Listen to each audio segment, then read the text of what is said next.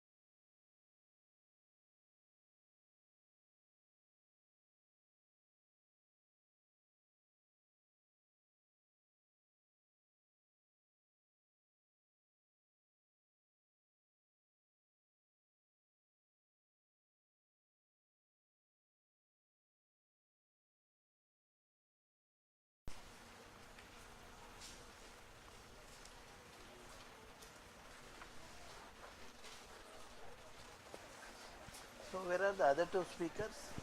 I think they are Sinsi, here. Sulabha. Sinsi and Sulabha. Sinsi and Sulabha. They are having tea or something.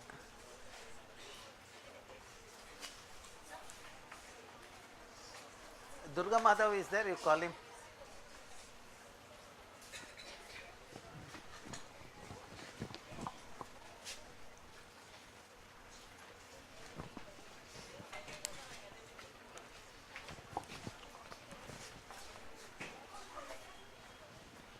If you are inside, we can start.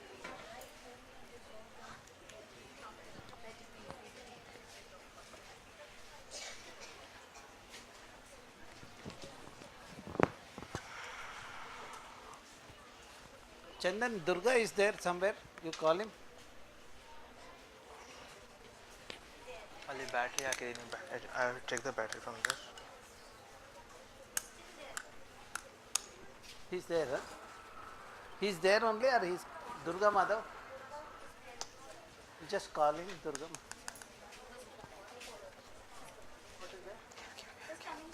He's good.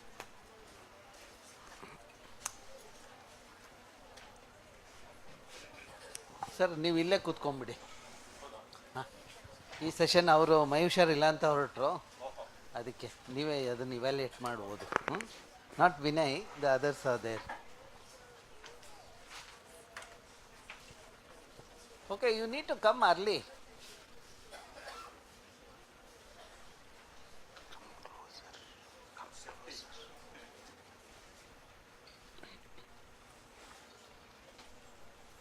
getting the people inside is a problem.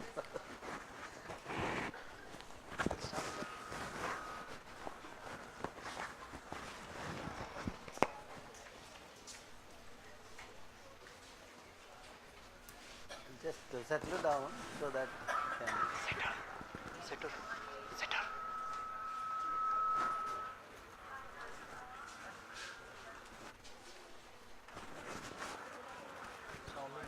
YouTube link ಕಳಿಸ್ಬಿಟ್ಟು ವಿನಯ್ ಇದೆ ಅಂತ.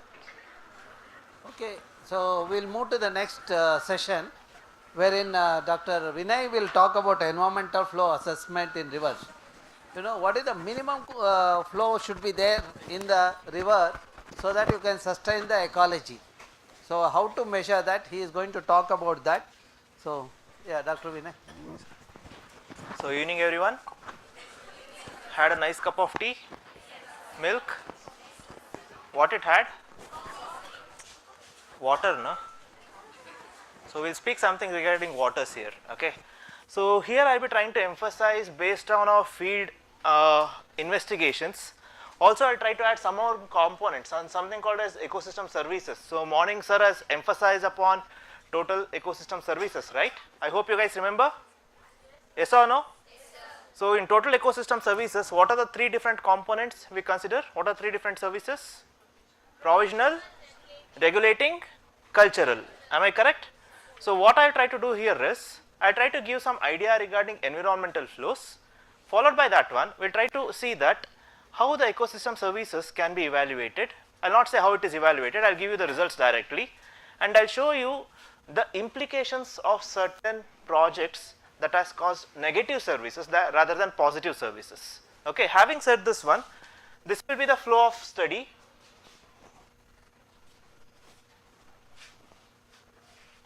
Something has gone wrong.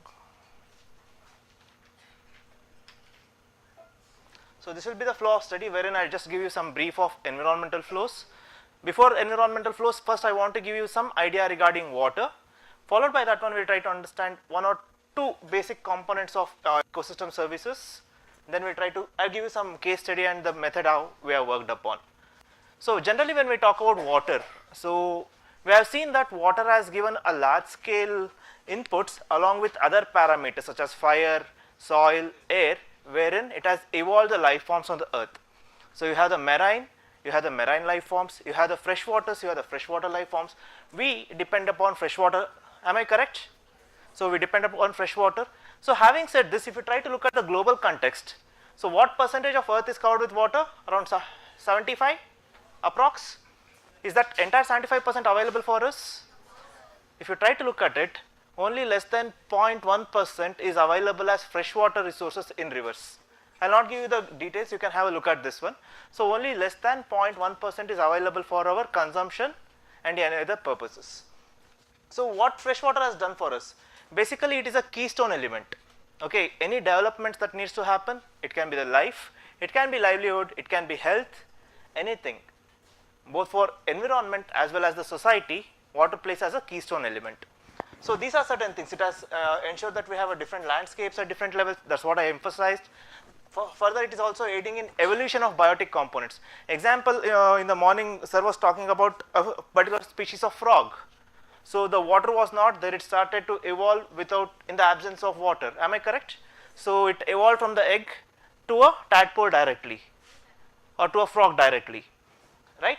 So basically these are certain functions. What happens? It can be something like a carrier functions. You talk about navigation, it's a carrier function. Likewise, you have the production functions. So you want water for what? Production of salt, you require saline waters. Production of fishes, you require saline waters. Production of prawns, etc., crabs, etc. Again, you have water. It has a large scale carrier production services. Likewise, it has regulation.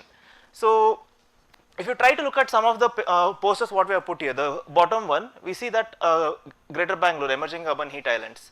So if you try to properly look at that one, there are few graphs that have been put, and particular line, if you see that, wherever the lakes are there, the temperature is lower, around 2 degrees lower than the surrounding temperatures. What is happening? It's a climate control. Likewise, you have information functions. Similarly, it is supporting the local as well as the global ecology as well as the economy and livelihood. Having said this one, we humans are known for altering the landscapes. So what happens if we are altering the landscapes? Example, let's say if I go for deforestation, agriculture pattern changes, plantation, if I increase my plantation, if I am increasing the built up spaces, that is the impervious surfaces, these are certain things. It can be soil degradation, it can be something like reduction in the groundwater recharge. Let's say for a simple example, if I have too much of paved surfaces, what happens? We don't have water that is going below the ground, am I correct? That's what happened in Bangalore, we had floods. So we don't have enough enough open spaces or enough green spaces so that it can take or absorb the shocks of floods. Likewise, too much of erosion, too much of sedimentation, we have the reduction in the native biota. So that's what most of the speakers in the morning, they emphasize that reduction in forest has reduced the biota. Okay. Having said this, these are certain things which we are supposed to look at. Since we humans are devastating the ecosystems in a large scale, so these freshwater resources are also getting reduced over space and time. So we see that the lakes are getting encroached, we see that the rivers are getting reduced in the process, like we don't have the proper flow happening. So generally, if you try to observe, what are the rains that were supposed to happen for a duration of 4 months, the rainfall has reduced for a shorter duration. So the number of rainy days has reduced, which is causing floods. We don't have the proper what you call absorbing capacity. Likewise, if I am trying to look at something else, if I have too much of, let's say some of the studies what we have done, we see that wherever we have forests, it is absorbing more and more water. Why? Forests, they have mature, like when I say mature, the trees are mature enough, they are older enough so that they can absorb water. Just to give this example, this is what I do with my students. Most of them are girls, right? Around 90% are girls. We boys are like agriculture, shorter roots. Okay, you guys, like you have long hairs. So for me, 15 days or like once in 2 months I go for a haircut, I get it. So what's the duration you guys require to grow your hairs back to the existing length? Around 1 or 2 years at least, or 3 years.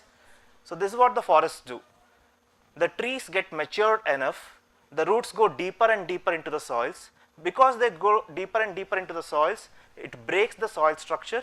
They hold the roots hold the soils, as well as it allows more and more water to percolate inside. Again, to tell this one in the other sense, let's say if a boy and a girl, they are having head bath, who wants a larger time to wash their hair? Why? Long hairs equivalent to the roots of forests. Okay, you can try to correlate like that. So having said this one, we are also doing large scale over exploitation. So I'll just try to give you a glimpse of how the over exploitation is happening in Uttara Kannada district particularly, wherein a large scale forests have been degraded. Because of degradation, the entire flow system is changing. So because of that, we have the loss of environment leading to loss of ecosystem goods and services. I try to emphasize on that one. When we have loss of ecosystem, when we have loss of environment, there is something called as a natural flow that is supposed to happen in the rivers or in the lakes or in any fresh waters. We lose that one. So this makes us to understand, or it is very essential for us to understand the environmental flow in the system. In addition to that one, we need to bring in something called as a value in terms of rupees, so that the decision makers, for them it's easy to understand. So that's what we are trying to bring in here.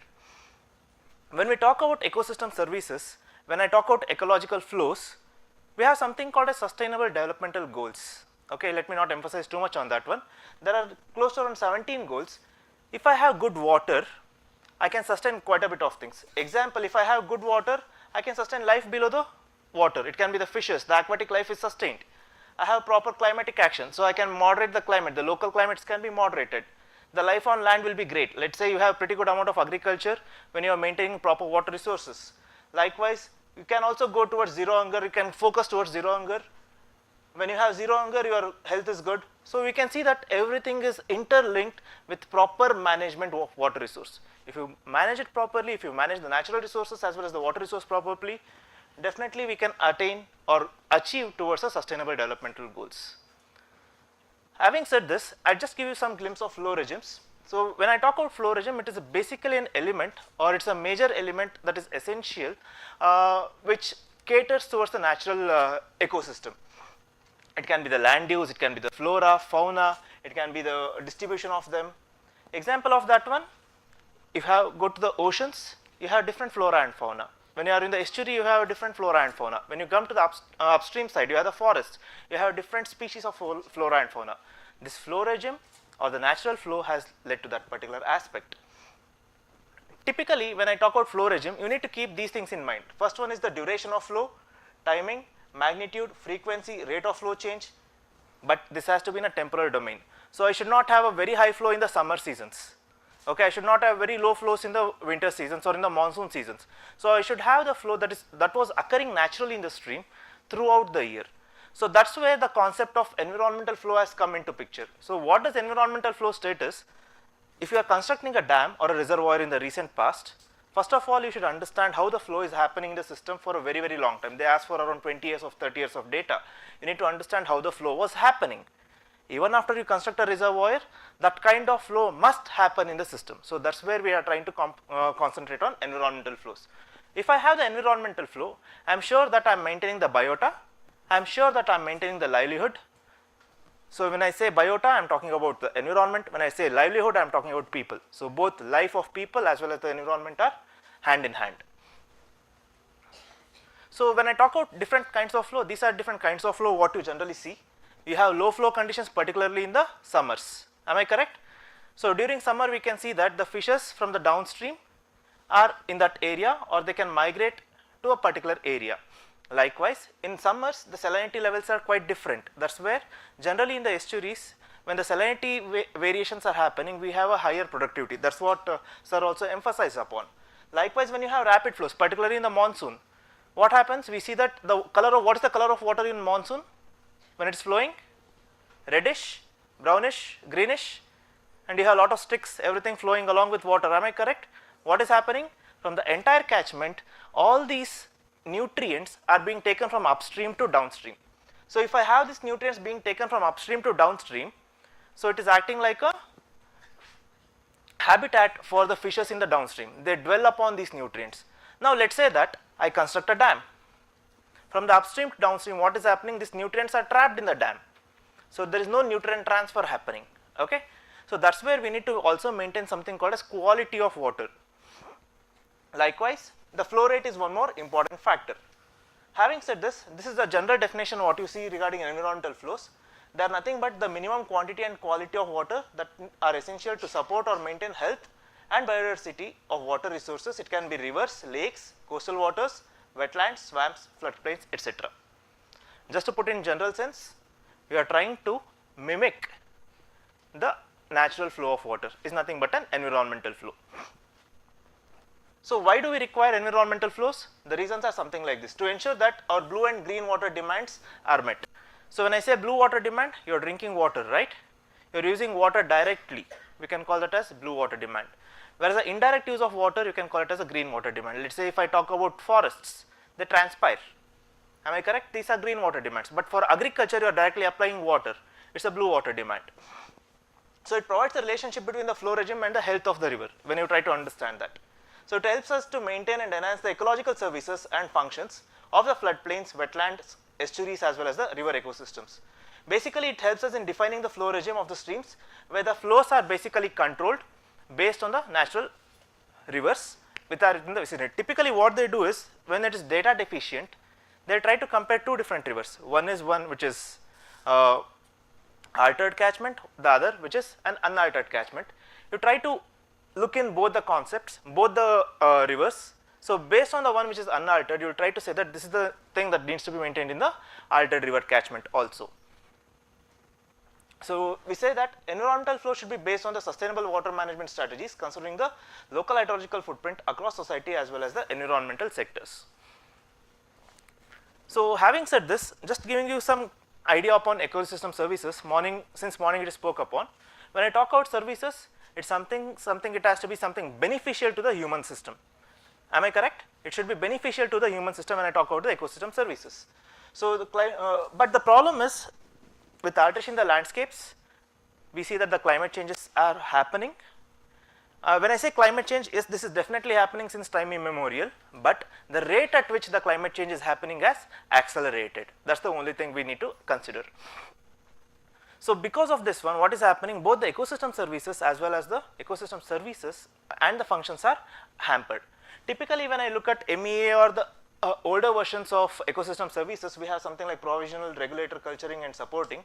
But if you see the SEEA, that the recent one, we have the provisional, regulating and cultural services. So we try to focus mostly upon these aspects. So this also emphasizes upon when I talk about valuation. So basically we are trying to look into a statistical framework when you are trying to bring in some economic value for different services. Let me not go in detail with these aspects. So I'll come back to the case study. Like in India, we have worked on Uttar Kannada. So we can see that a lot of places we have used Uttar Kannada in most of the cases. So here we have Uttar Kannada, and this is the central part of Western Ghats. Okay. So when you talk about Uttar Kannada, it's a unique series of hill ranges. Basically, the length, if you see, you can see this orange from here to here. It's nearly 1600 kilometers, covering an area of nearly more than 1,60,000 square kilometers. It's close to 4.8% of the land mass. It is said to be one among the 35 biodiversity hotspots because of the various biodiversity or various fauna and flora within the system. So this have been emphasized in the morning. Likewise, you can see that you have different vegetation in the system. You have evergreen forests, deciduous forests, dry deciduous forests, you have the mangroves, you have even the Deccan Plateau towards the east, etc. So it is known with various other names. It can be Sahyadris or Nilgiris. We should also remember that it is also known as green gold of India and water tower of peninsular India.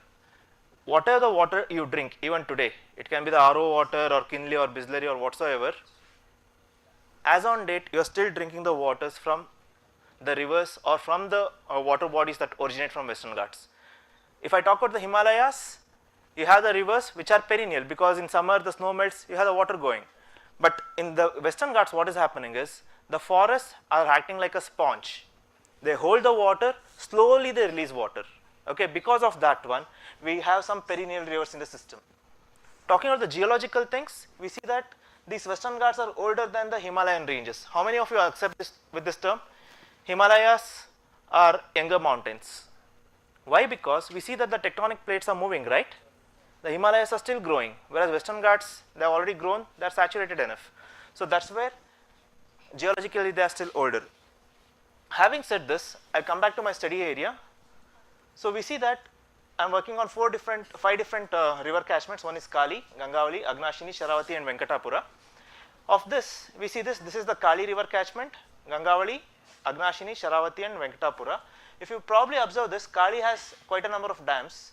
Gangavali does not have any dams, but it has a drier belt on the upstream. So we can see that wherever we have a drier belt, our ancestors are basically created lakes. So whatever you see, the red color things here are lakes. Likewise, Agnashini, we see that it is not dammed. And if you see that Sharavati, we have the Linganmakki dam and you have Gersopa dam, etc.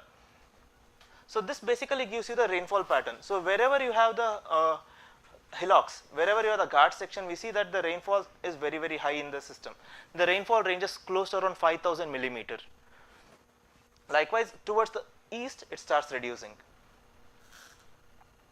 So this is the method what we adapted. So in order to understand the ecological flows, first we try to collect the data. It can be satellite data, also in-person data. We go to the field, collect the data through interviews or through GPS, etc. We collect some other data such as the population, livestock, agriculture, horticulture. Based on this data, we have various features here. First thing is that we try to understand the land use, how the land use has changed from time 1 to time t2. So you can see some images in the background where it shows for Bangalore. Similarly for Uttar Kannada we have done. Likewise, we try to understand the ecological footprint, wherein we try to understand what's the water available, how the water is being used, what's the water required for people, what's the water required for livestock, what's the water required for agriculture based on different growing phases. Just to give an example there, let's say when you talk about paddy, the first month it requires around 100 millimeters of water, it requires 100 millimeters of standing water. Second and third month it requires close to around 200 millimeters of standing water throughout the month. At the fourth month during the harvest season, you should not have water so that the plant dies and you have the rice yield. So that's how, based on various growing phases, you are supposed to give water to the plants. So accordingly we have considered that one. So typically based on all these things, we try to understand what is the water requirement, what's the water demand, what's the water supply. Likewise, we also try to understand the species distribution, the flora and fauna, try to understand the water quality based on different catchments what we have done earlier. Accordingly, we try to build in the linkages between the forests, biodiversity, temperature, etc. Likewise, based on the variations in the two landscapes, let's say 1973 and 2018, we try to understand how the ecological services have varied. So for ecological services, we try to understand these things, wherein we try to understand for forests, agriculture, plantation, horticulture, wetlands. So we have done provisional, regulating as well as cultural services. Summation of these three things will give me total ecosystem services value. Having said this, in order to understand the environmental flows, typically there are two things we need to keep in mind. The first thing is the blue water. So when I say blue water as environmental flows, it's the water that is required for fishes to survive. So in order to achieve this, we have done quite a bit of field work wherein we try to understand nearly 50 river catchments. Based on these 50 river catchments which are ungauged, we try to understand what should be the minimum flow of water that needs to be in the system.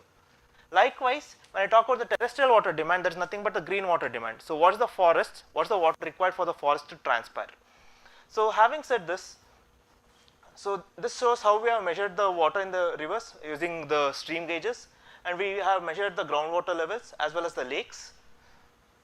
So based on the flow, let's say if the river is perennial or the stream is perennial, we may represent it as A.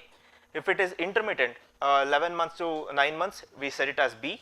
9 to 6 months, we set it as C. And the streams which are completely seasonal, we represent it as D. So this shows how the landscape has changed over space and time. So we see that this is Kali. You can see the forests here. I hope you can see the dark green color. Can you see the difference between this and this one? We see that dam has come up. We see that this agriculture areas have increased. Particularly if you try to look at this area, we have the Dandeli and other places, we have the paper mills coming up. Because of paper mill, we have large number of plantations that have come up in the system. So this gives you a glimpse of how the forests and everything has changed. Let me not go into statistics here. Particularly if you talk about the fragmentation, how fragmentation is happening. So morning, sir was talking about the main forest as well as the proxy sort of forests which are acting. So basically when you try to understand the fragmentation, we can see that most of the areas which are intact have now become fragmented. I hope this is understandable. So we try to understand the riverscapes, we try to understand the flows. So we see that how the flow is varying across the system. This is just a sample what I am trying to show you here. Particularly if you try to observe the grey one, it is near Yana. Okay. So you see that the water yield is very high throughout the year. It can be in the monsoon, post-monsoon and pre-monsoon. If you typically observe this, similarly we have done for other catchments. Let me not show those things right now. If you try to observe this, particularly in the pre-monsoon seasons, we see that the water available in the catchments which has a very good forest, it is nearly 5-folds higher than that of a degraded catchment. So that's what this result shows to you. So likewise, we try to understand how the groundwater fluctuates over space and time. When I have the groundwater, I have an open well near the forests. So these are the forests, and the center line, whatever you see here, is basically horticulture. Okay. So whenever I'm closer to the forest, you can see that the variation of water is very low for 2 different years. So 1 year the rainfall was high, the other year it was sort of drought in nature. So we see that even though it was the water available was less, you have lesser variation in the groundwater. So we see that whenever you have forest, the behavior is sort of different. You have perennial sort of water. So basically, based on the water availability and water demand, when we try to understand the water balance, so what we observed was wherever the forests were degraded, particularly in this region, we see that it is in a water deficit condition. And people generally they say that whenever you have forest, you have a higher quantity of evaporation happening. On the contrary, we should also see that even though there is evaporation happening, there is a large scale groundwater recharge that is happening. It is also controlling the groundwaters. So that's where wherever you have intact forest, we see that the water availability is sufficient in the system. You can see these graphs based on the water demand and the water availability. You have a surplus water availability in the system. So it is naturally occurring in that systems. Likewise, if you try to look at various relations, let's say if I try to relate the forest cover with the eco-hydrological status, we see that wherever you have intact forests, you see that the species diversity is high. Wherever I have intact forest, the temperatures are lower compared to things. Wherever I have intact forest, we see that the flow duration is almost perennial. Again, wherever I have a degraded sort of nature, we see that the pollution levels are moderate to higher. When the forest is intact, we don't have much pollution in the waters. Likewise, we can try to correlate the presence of forest with respect to the pollution levels and various other aspects.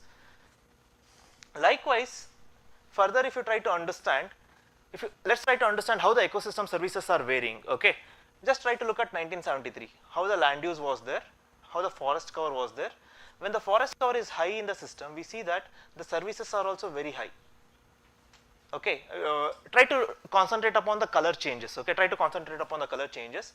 We see that these are having a higher amount of ecosystem services, but with the changes in the landscape, something like this, we see that whatever was yellow has become greenish. Whatever you can see this area, whatever was yellow has become, greenish has become bluish. What is happening? We can see that the ecosystem services are getting dropped from 25,000 million rupees to less than 5,000 million rupees or something like that. Why? Even though we see that we have constructed a dam, it is giving electricity, etc. Do that one, the loss of forest has led to a negative service. If you try to look at this particular image, we can see how the losses have happened. Particularly in these catchments, the loss is close to 15,000 million rupees. Okay. Likewise, wherever the catchments are intact, you have very less losses, around 1,000 to 2,000 million rupees, something like that. Having said this, these are certain observations what we have observed. The things are, wherever I have a forest which is intact, the rivers are perennial, the water availability from the groundwater, like the groundwater is almost, the variation is very, very bare minimal. Likewise, when you try to see the ecosystem services, when the forests are good, you had a good amount of ecosystem services. We see that with human pressures, with increase in human pressures between 1973 to 2018, the perennial rivers have mostly turned intermittent, and the large scale reduction in ecosystem services. Further, if you see that the intact forests have basically reduced from how much? 74% to 48%. With higher anthropogenic stresses, the catchment capability to store the water in substrate has reduced. We try to concentrate on the last one. Ecosystem services have reduced from 298 billion rupees. Between the last 2 decades, let's say between 1973 and 2018, we see that it has reduced by 238 billion rupees. Even though we say that we are going ahead, we are trying to give you electricity, we are trying to provide water, etc., etc., forest which was acting as a natural reserve, forest which was acting as a natural entity, the loss of that one has led to a loss of something like this. With this, thank you all. If you have any questions, I'll be able to answer.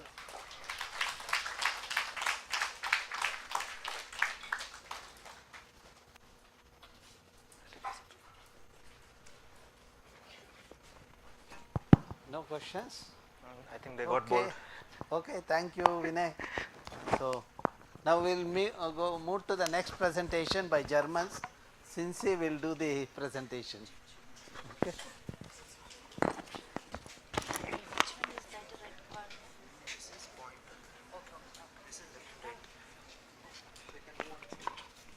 Abhishek, Cincy's presentation. Okay, I have requested the next, those who are presenting, no, their duration per presentation was 15 minutes. I have made it 10 minutes, okay? Eh? Oh, no, Germans is all right. Germans both will do 15 minutes. The next session, which was supposed to start at 6 o'clock, we are late, okay? So, that's how IISc works. Having come here, you should enjoy how IISc works, okay? And I had written in an email detailed thing.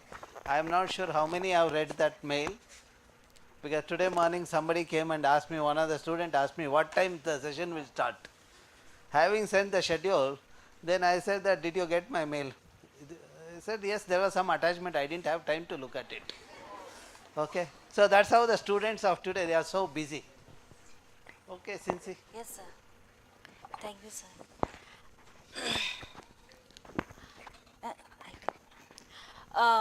Good evening to all. Today I would like to discuss about the paper that is Spatial Decision Support System for Managing Fish Resources in Bangalore. I am Cincy. The wetland ecosystem services provide provisioning, regulating and cultural services.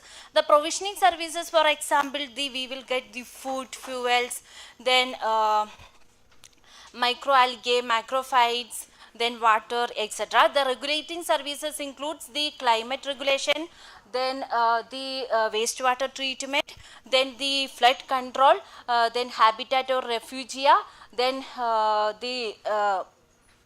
the maintenance of genetic diversity, etc. The cultural services includes the aesthetic informations, then the opportunity for recreation and tourism, then this spiritual experience and the education, etc. The Ramsar sites in India, we have 75 Ramsar sites as of 15th August 2022. In our Karnataka has Ranganthittu Bird Sanctuary in Mandya district.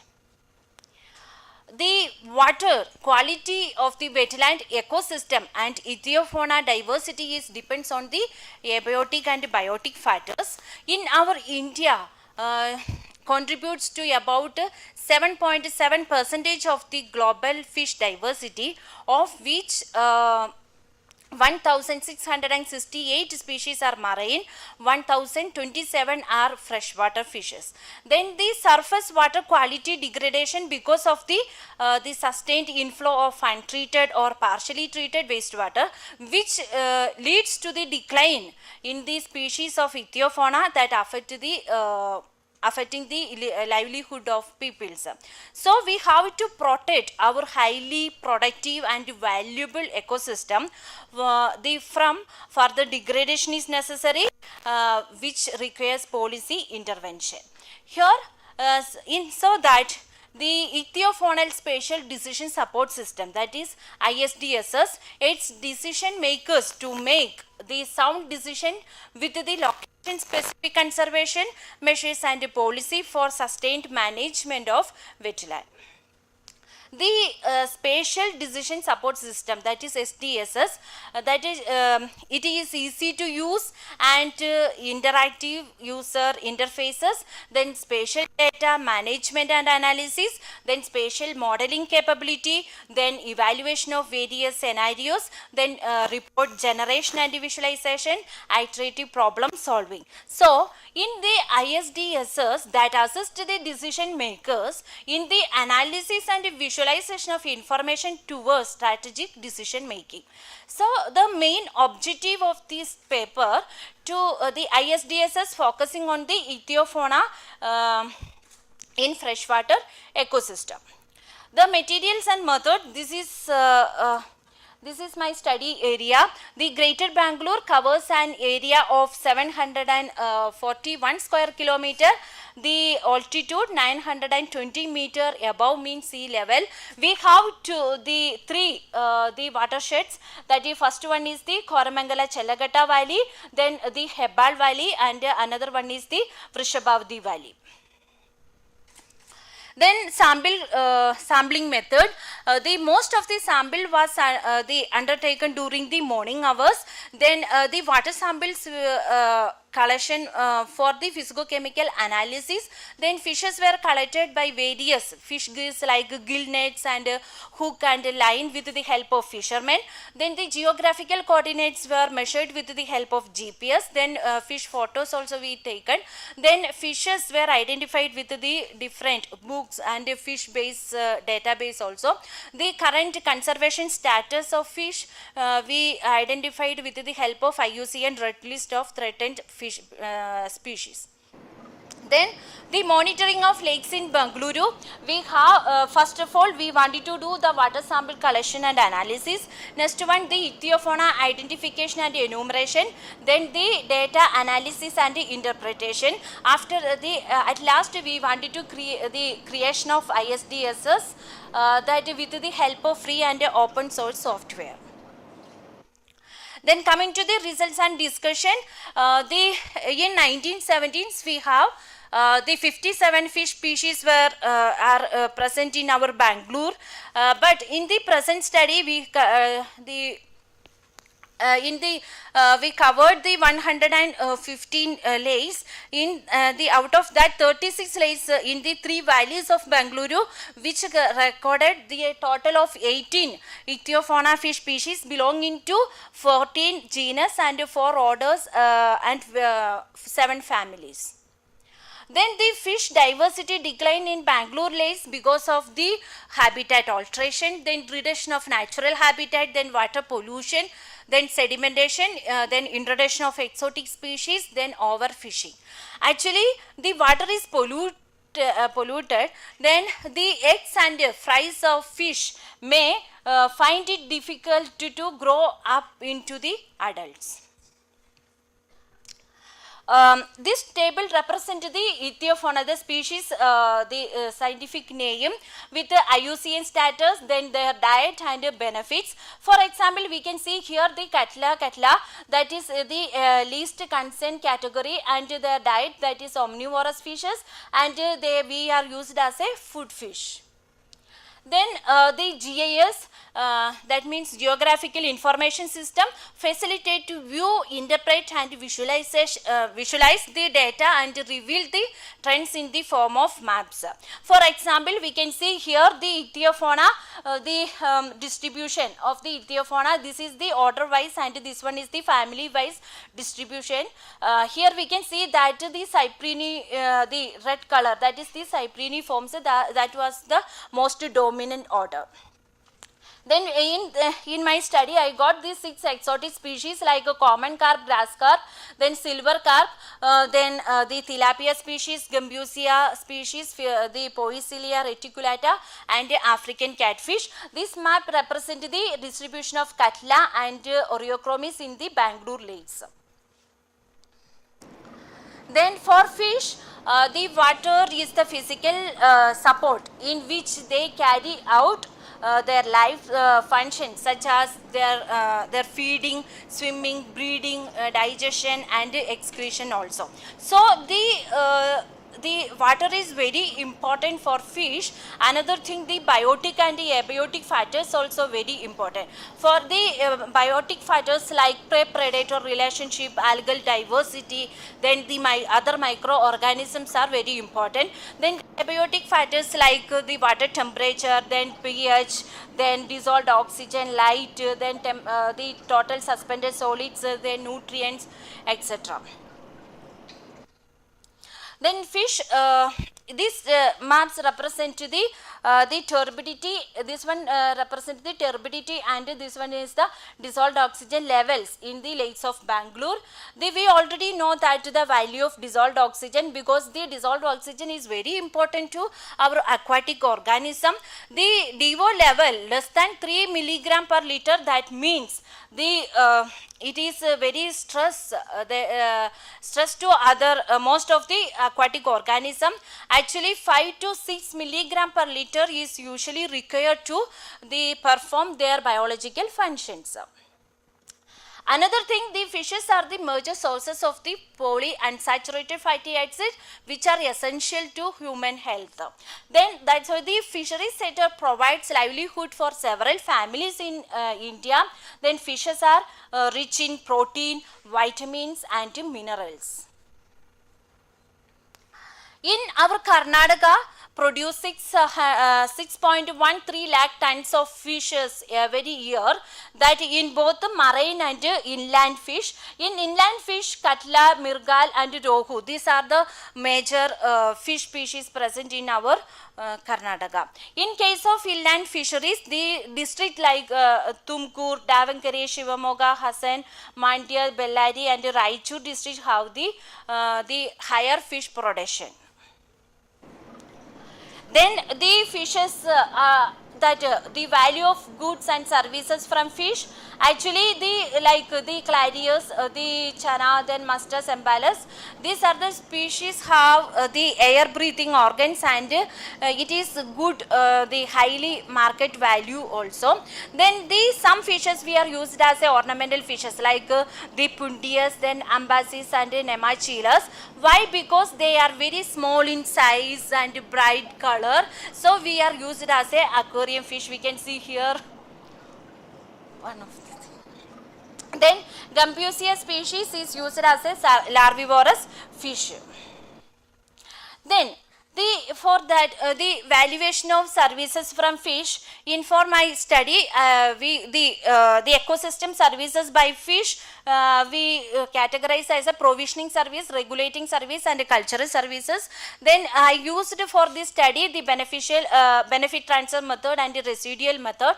Then we calculated the total ecosystem supply value, that means the sum of the regulating and provisioning and the cultural services.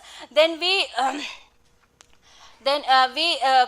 calculated the NPV, that net present value. Then after that the policy making. For the study I used, these are the values. This is from my field studies and the literature surveys also. Then for example the TESV and this is the TESV and the NPV values. The Uttara Kannada districts, Karnataka. Then this we can see here the TESV, that 3,56,089 rupees per hectare per year from based on our fish species, the fish. Then the NPV that is 31 billion rupees. Then other part I surveyed I did the different literatures based on the database. In the worldwide we have different, these are the famous databases. In the first one, the fish base, that it provides the global biodiversity information systems on fin fishes. Then ffish.asia, that document the freshwater fish biodiversity of the Southeast and East Asia. Then in our India has the one database, that is a database on coastal fisheries resource. It provides the coastal fisheries resources from these Goa, Karnataka and Gujarat coast. This all the database, they will provide the fish distribution, the diversity with the distribution map with the general information. But in our ISDSS gives like the lake name, village name, latitude, longitude, water quality, and the fish species found in lakes in Bangalore, Karnataka, India. Then ISDSS will help published and policy makers to easily understand the ecosystem dynamics and biodiversity so that appropriate conservation measures can be taken. This is our website. We can see here we have the lake, then this ichthyofauna. This is the ichthyofauna spatial decision support system. We will click on ichthyofauna spatial, the ichthyofauna. Sorry, judges, I will take this.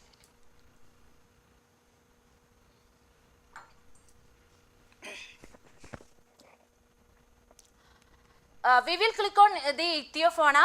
Here we have all the fish species. We have the different attributes like the scientific classifications like family, order, class, phylum, kingdom.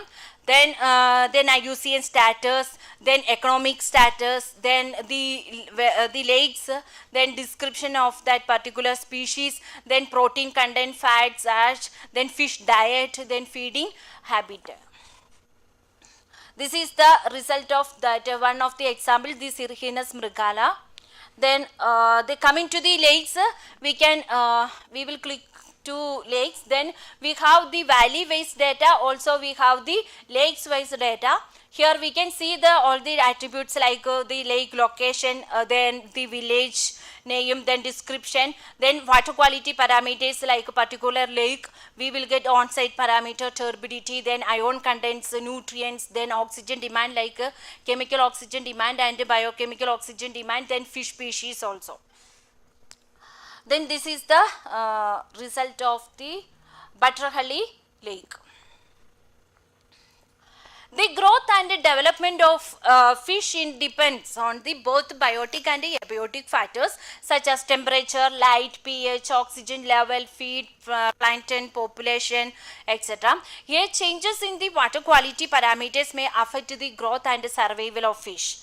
The fishes are we are used as a bio indicator. Why? Because the fish is very sensitive to changes in water quality Then the various climate change induced threat on the wetland fisheries include water stress, sedimentation, proliferations of aquatic weed, and loss of interconnectivity among wetlands. So we wanted to do some conservation activities. Here we can see that we can avoid the pollution due to untreated sewage, fertilizers, pesticides, and other anthropogenic activities. Do not harvest the fish during the spawning period. Then do not harvest juveniles. Then do not allow the introduction of exotic species into lakes. Then educate locals about the importance and ecology of freshwater fishes. Then coming to the conclusion, we can the present study covers 36 lakes in 3 valleys of Bangalore, which recorded total of 18 fish species belonging to 14 genus, 4 orders and 7 families. The ISDSS will improve the knowledge of urban wetlands and the ichthyofauna diversity for the wise use of wetlands. Here the web-based ichthyofauna spatial decision support system handles, display and analyzes the data and allow effective visualization and querying which satisfies the end users. These are the references. Then this is the acknowledgement and thank you.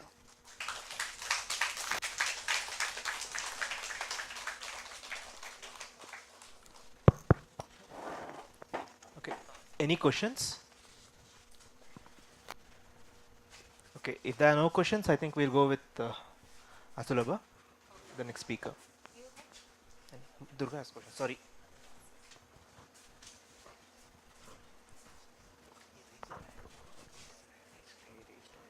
Excellent study, Sidsi, and really appreciate the way you started with experiments, exploration across lakes, and compiled all the information to give us a decision support system. It's really good stuff. I just wanted to learn that with the availability of data that you have, let's say fishes, will we be able to interpret some of the other biological indicators which are indicative of the quality of the lakes in Bangalore?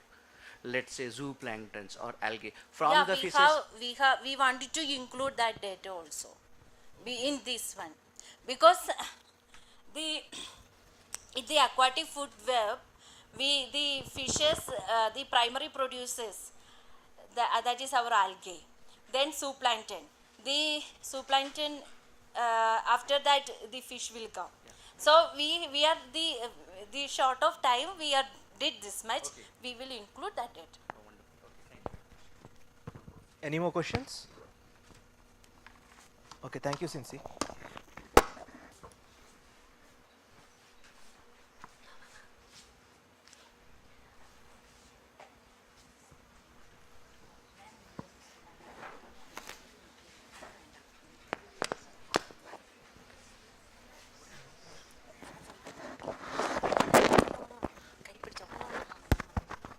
Okay, good evening everybody. So I am Asilba KS.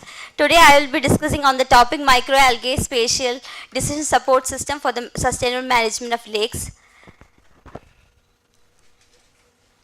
So wetlands, they are highly productive ecosystem and provides habitat for various aquatic organisms like bacteria, fishes, then phytoplankton, then zooplankton, insects, fungi, etc. So also the microalgae, they are the primary producers in an aquatic ecosystem. They have the chlorophyll content, they have the ability to photosynthesize. So during photosynthesis they provide food and energy to the other organisms in the aquatic food chain. So microalgae are the base of the aquatic food web, and also the microalgae also act as the bioindicators because they are very sensitive to pollution. So only those algae which can thrive in polluted waters which are pollution tolerant can thrive in polluted waters. The algae which are very sensitive in the to pollution, they cannot thrive in polluted waters. So depending upon the species, composition and distribution of algae, we can understand whether a lake is polluted or not. So algae act as a bioindicator and it gives the environmental status of water bodies, and also it is a very cost effective biomonitoring tool. So why algae are used in biomonitoring exercise, or why they are help in to assess the water quality assessment is, they have different varied growth in different environments. They have different nutrient requirements, then they have a very rapid reproduction rate and very short life cycle. So bioindicators, they help in the following way, like it helps to indicate the contamination of a water bodies, it helps to identify the mechanism of toxicity, and it also provides an early warning of the environmental damage. So if pollution is high, then we can always see that a single species of microalgae dominates the ecosystem, so there will be less diversity in the species. And so thus it can also be incorporated in the ecological risk assessment.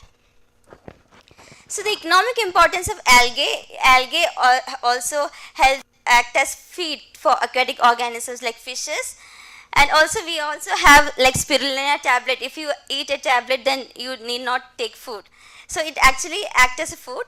Then it also helps in pest control, then it helps to make bioplastics, and algae is widely exploited and it has a very big role in the nutraceutical, then pharmaceutical, cosmetic industry, and also algae has, as Ruda showed you, the biofuel content in algae. So algae also finds a place in the biofuel industry.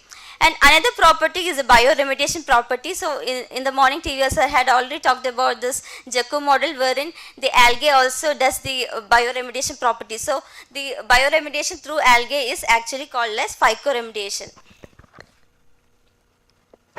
So algae also provide various goods and services to the society, like provisioning service, then regulating service and culture service.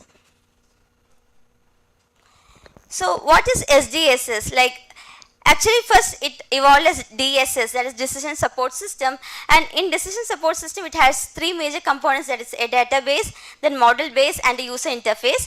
Later it evolved as SDSS, that is incorporation of GIS technology into the DSS technology. So it's a combination of GIS and DSS, that is Spatial Decision Support System. So Spatial Decision Support System, it's an extension of the DSS concept with the spatial data used for the analysis of decisions. So it helps to solve the problems, have user interfaces, has the ability to combine different models and data, and aids in giving out alternate solutions, or it helps in the problem solving environment. So SDSS is an interactive computer based system designed to support a group of users and it helps in decision making. So it solves all the problems related to spatial. So I did a literature survey and found that there's many databases. One is the famous one is AlgaeBase, wherein that's a global algae database of taxonomic nomenclature and distribution information. Then ours is Diatom. It has the reference barcoding database for diatoms. And we have culture collection of freshwater microalgae, that is the largest microalgae collection. About 700 species of microalgae has been isolated from the lakes of Brazil. So that is recorded in that database. Then the Australian National Algae Culture Collection, which has the collection of marine microalgae as well as some freshwater microalgae. Then in India we have two, that is three we have. One is Algae of India, which gives the data, it's a database on the algae flora information. Then Algae database, that is specially designed for recording the freshwater biodiversity in the western zones of Maharashtra. Then Phycocosm, that is the algal genome resource, that it provides the data on the algal genomic data. Then Australian Freshwater Algae Name Index, it records the freshwater algae in Australia. Then the ANSP Algae Image Database, that's a database which has uploads all the images of the algae across throughout the USA. Then another database that we have in India is Algal Bloom Information Service, ABIS. It's for the detection and monitoring bloom in the Indian Ocean. So algae also forms a bloom. If there's higher amount of pollution, a single organism will dominate and form blooms. So that database, it detects the bloom formation in Indian Ocean. So in all these databases, actually they have given the species description and distribution information, but they have not given the water quality data. But that's the speciality of this MSDSS, wherein we have algae data as well as the water quality data. So developing SDSS can handle the complex water quality data as well as the microalgae data, then identify problem, then display and interpret the results, find alternatives, solve problems and take wise decision on lakes. So this will eventually help in the conservation of lakes.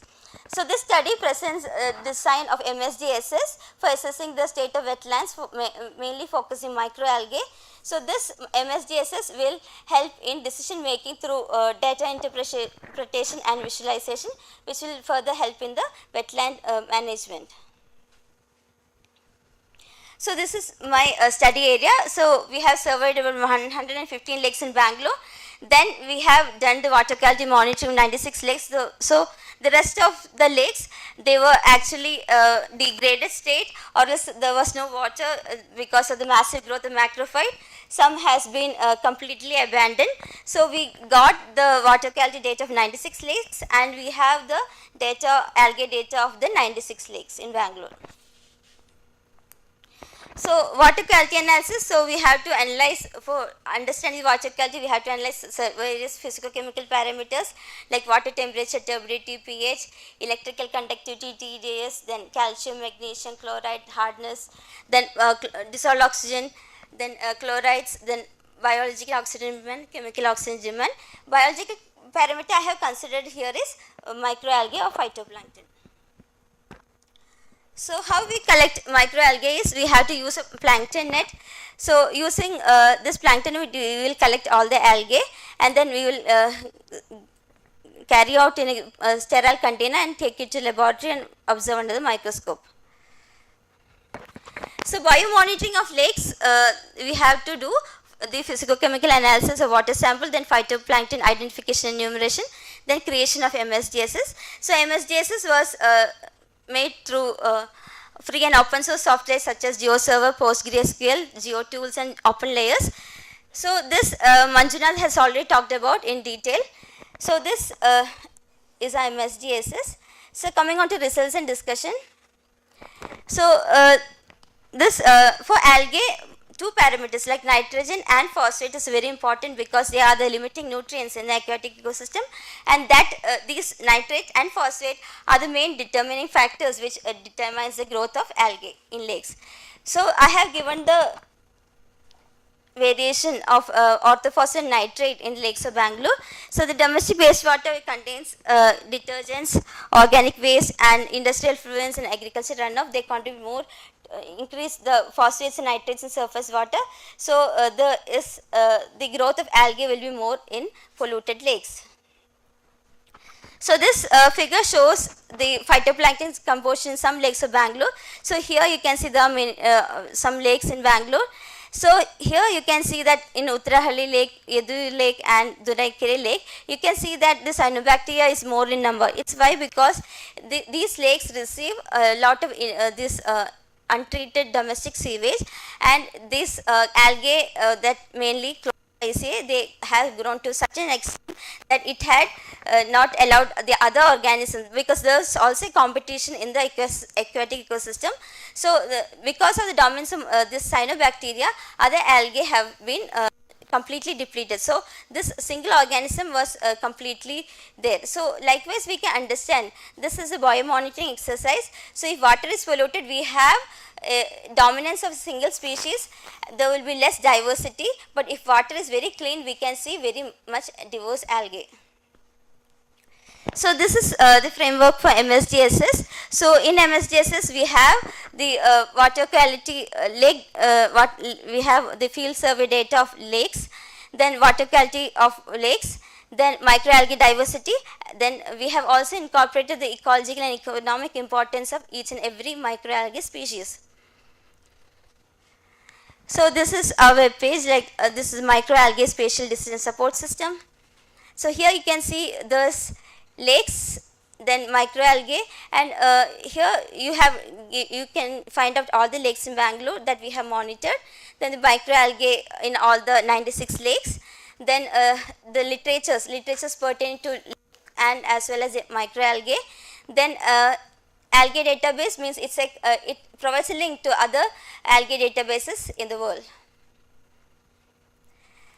So this is a result, this microalgae in Bangalore Lake. So we can choose the attributes, like it gives a scientific classification like the kingdom, phylum, class, order, family. Then it also gives a biochemical composition like protein content, carbohydrate content, lipid content of every algae. Then the economic importance, and like algae can be used as a biofertilizer, then it can be used as a bioindicator, then cosmetic industry, biofuels. Likewise, the economic and ecological status of algae is given. Then the description of the lakes, and then as well as the description of each and every algae. How to identify all those, that's the identification keys of each and every algae species. So here you can see search for all the genus. So I have selected Echinanthidium, so I have just chosen only the scientific classification. So the result came like this. Then lakes of Bangalore, we have 3 valleys, so we can select valley wise, and also we can select each and every lake and find out what is the water quality in each and every lake.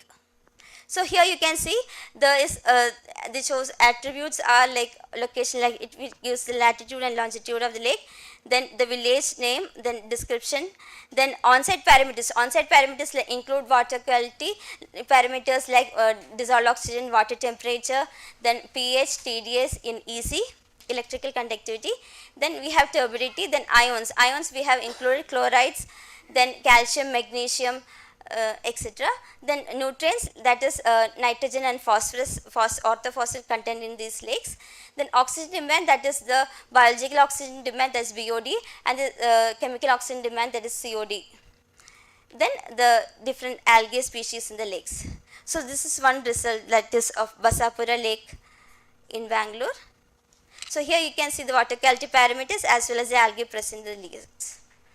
So the microalgae data of 96 lakes in Bangalore, it's recorded a total of 101 genera of phytoplankton belonging to 5 phyla, 9 class, 24 orders and 41 families. So all these data are included in this MSDSS. So and these were mainly represented by the groups such as Chlorophyta, Basilorophyta, Cyanophyta, Charophyta and Euglenozoa. So according to our study, we have done extensive study as it includes both water quality as well as the algae data. So the water quality parameters play a decisive role in the structure and composition of microalgae in an aquatic ecosystem. Then with the increase in pollution, we can see the bloom formation in lakes, that is a single organism like cyanobacteria, which is very competent, because cyanobacteria is not like other algae. Cyanobacteria is actually a prokaryotic algae. Other algae are eukaryotic, and this cyanobacteria, which has if there's no nitrogen and phosphorus in water, then also they can live, because they have in their own body, they have the P accumulation bodies and nitrogen accumulation bodies. So they can thrive in any water. So the algae, they form blooms due to nutrient enrichment, which is a serious threat to the freshwater resources and biodiversity.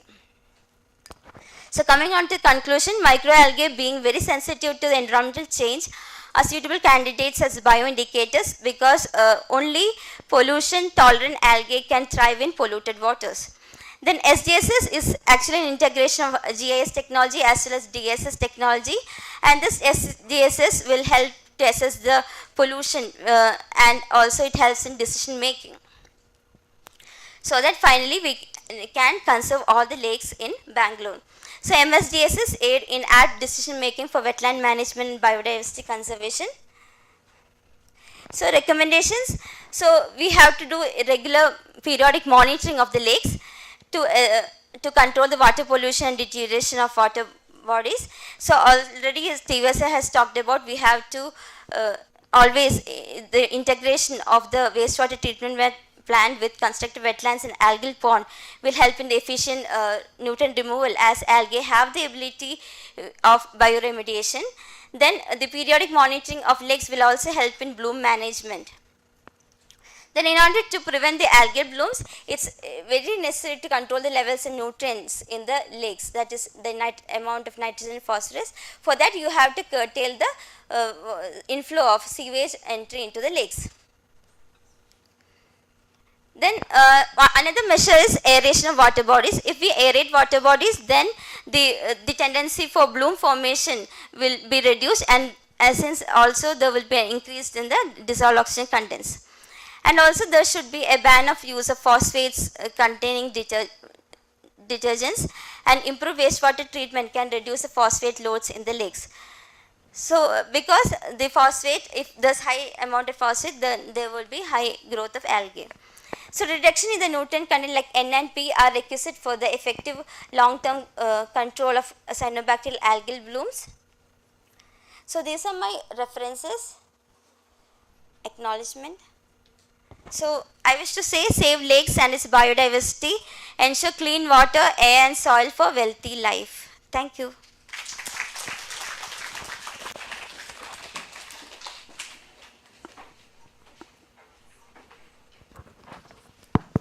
Okay, any questions? We will take only one. Yes, Rupa. Hello. Good evening, ma'am. Yes, ma'am. Ma'am, I am working on the microbial assessment of Sankey Lake, ma'am. As per your study, I have considered the Sankey Lake also, ma'am. So, I have done pH, turbidity, BOD and COD, DO, ma'am. So, the cyanobacteria was more in number according to your study, ma'am. What was the BOD and DO value, ma'am? The BOD and DO level at that time. Wait. Is it? See, as you are microbiology student, no? Huh?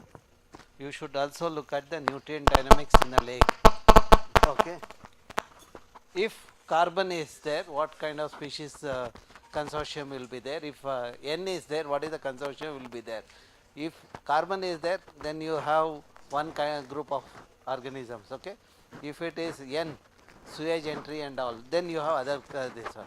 So BOD is not indicated there. The nutrient N you should have checked. Then the microcysters you would have got the answer. I hope But I have answered. you are from MLAC. Okay. So one of your we saw your evaluation presentation. So now earlier it was cyanobacteria had dominated in Sankey Lake, but according to her also, her diversity data also, it now cyanobacteria is not dominating. Okay, because of all those aeration which has been done and other restoration measures that they have been there. They have introduced aerators, and after aeration, the cyanobacteria. Now the aerator they have removed. Now also. Now they are removed. But still. That construction work is happening. Her experiment comes during that period. Okay.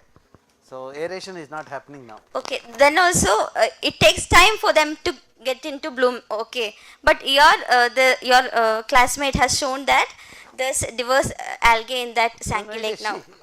She only had done that. She has done. She is the only girl who has worked on the microbial diversity. Okay then. Okay. Okay, thank you. So, yeah. Okay. So we'll move to the next thing, sir. So we'll move to the next session. Okay. Thank you for the sir. Subhash, you can. So you can be here, no problem. That this chair is comfortable than that actually. So, okay, now the duration for each presentation is 10 minutes. For oral presentation, 5 minutes for the poster mail. And when it is 10 minutes, 8 minutes you are pressing the bell, one of you should help. Since Sulabha, 8 minutes bell, okay. And 4 minutes for the presentation, okay, the poster.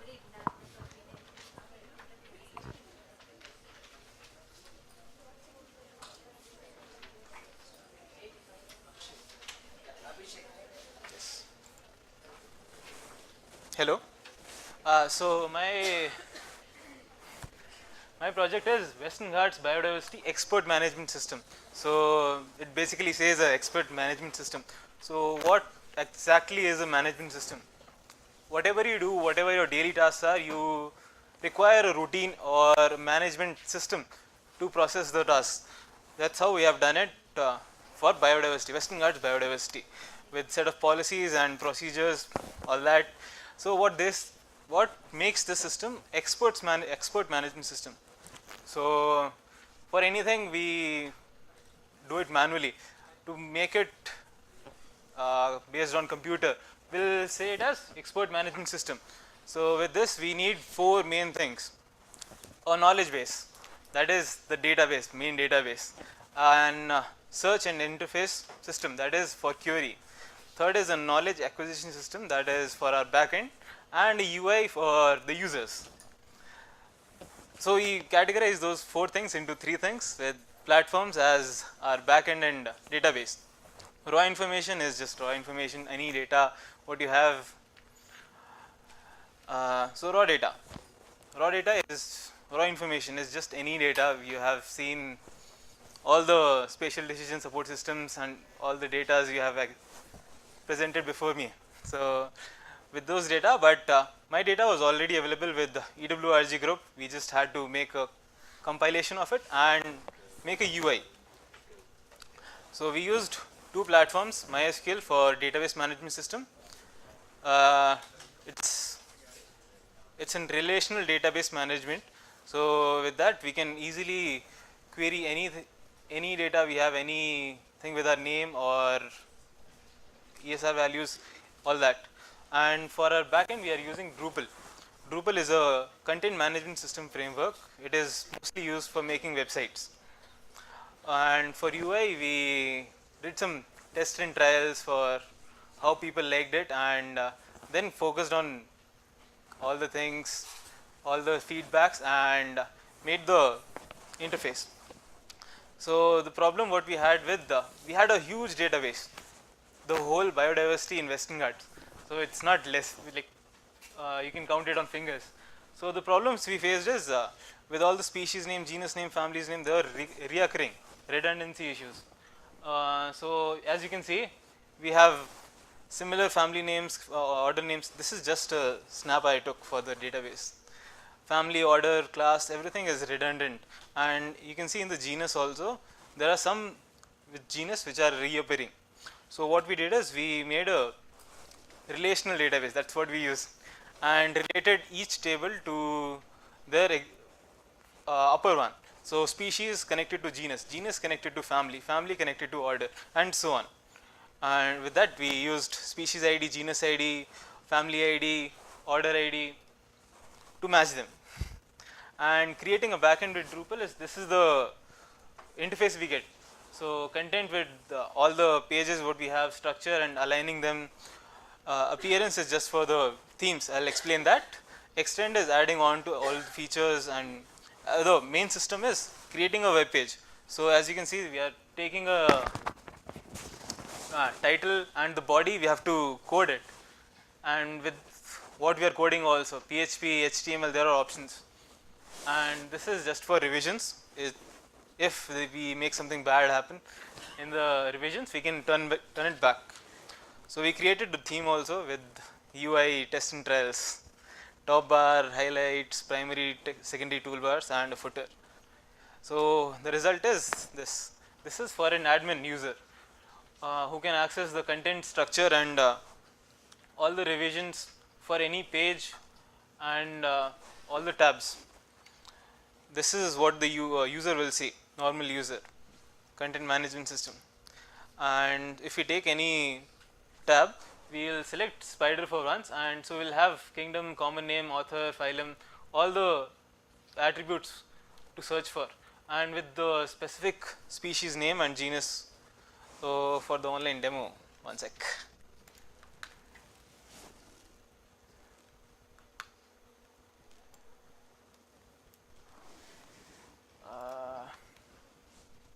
This latest database. So this is what a user sees. Just one second. Yeah. So if we select anything from, let's say, fauna mammals, and which mammal do you want to see?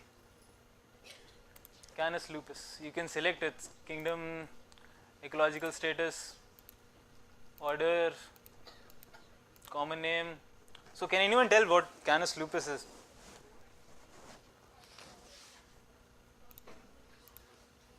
Attributes, okay. So that's it. It's a wolf. So you can get all the details from species name, common name, habitat, and its attributes: limb, ears, snout, teeth, body size, body color, hairs, all of it. And if you check it for flora,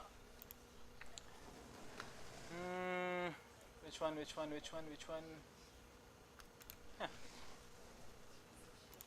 This one I don't even know which one is. Let's select all of it.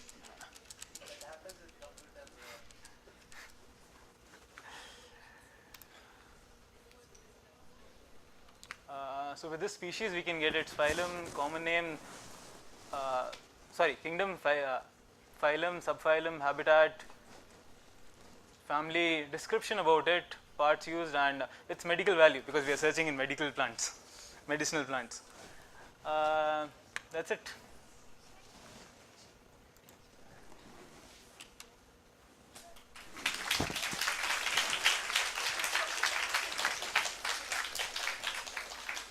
Any questions?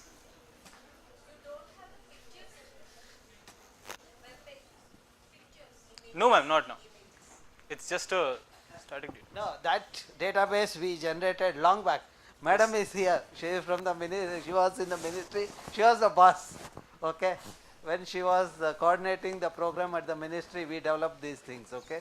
So eventually, now today, what Manjunath developed, it is a spatial decision support system. Eventually, we will have the images. Images already Shankar Rao has shown you.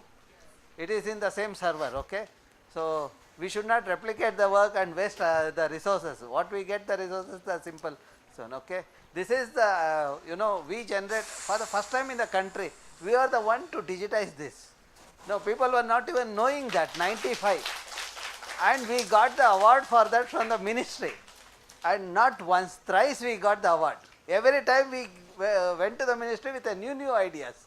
And we gave the ideas to the ministry. And that's why the whole program was the thing. And now we are talking about special decision support system. So now madam is retired. So, but the interest in the ministry is not that much, except only there are some life or environment, that kind of program they are very keen on at that time. And of course, now they have put us back to the 18th century.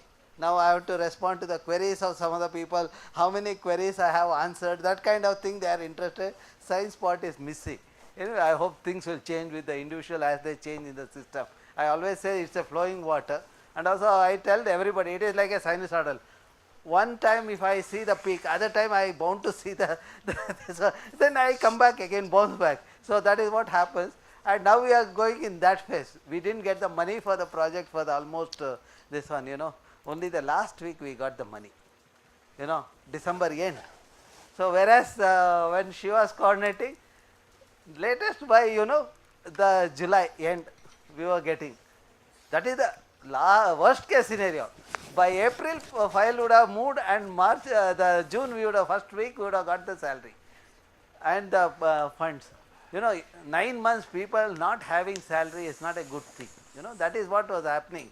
And of course, in IISC we have a mechanism. If the candidate is in one project, we try to get the project money from another project and pay. And when this money comes, we adjust. But all university don't do that. So all the other institutions, 79 institutions, this program goes on.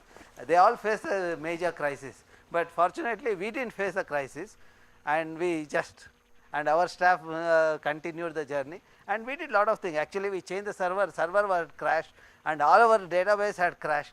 Then Abhishek came into the picture, Manju was struggling, then Abhishek put it back into the action. Now the last 1.5 or 2 months, we just put it back in the place, okay. Now it is available to everybody.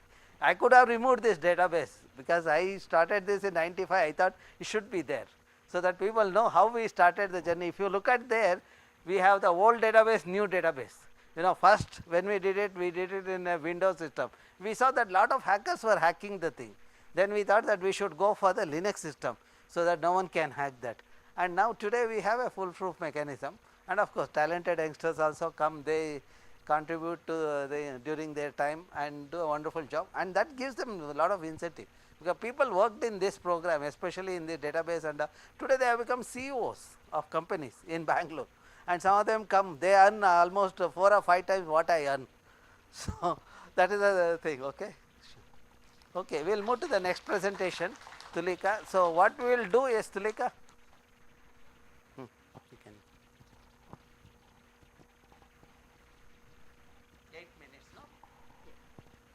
so anyway, machine learning, it has to run fast.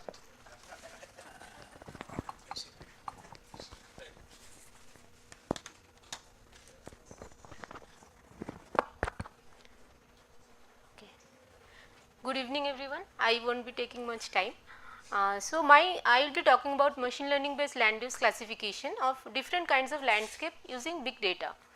So what is big data? Big data is the remote sensing data which is acquired by different kinds of sensors, or we can say airborne sensors and spaceborne sensors, and that data can be analyzed and managed using GIS. So there are different characteristics of big data, which includes their spectral characteristics, radiometric characteristics, their temporal differentiation, and there are many more. So, and using this big data, we can do a different kinds of analysis like vegetation mapping, land use mapping, cropland mapping, hydrological analysis, disaster management, and there are many other applications of using the big data.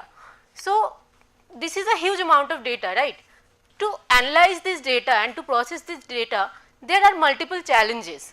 To overcome these challenges, we can implement machine learning, which help us to use the training data and analyze it further for our for the study areas, and there are multiple uses of that machine learning also. So we will be talking about how to do land use analysis, land use land cover analysis using machine learning and big data.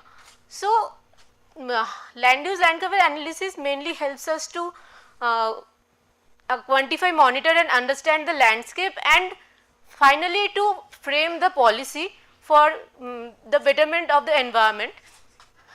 And land cover and land use analysis here I have shown in this study, and my main objective here was to quantify the land use and land cover of each area, and I have also shown the structural change of forest through fragmentation indices, and what will be the future condition of that area that I have also analyzed, and finally I have identified and prioritized ecological fragile regions.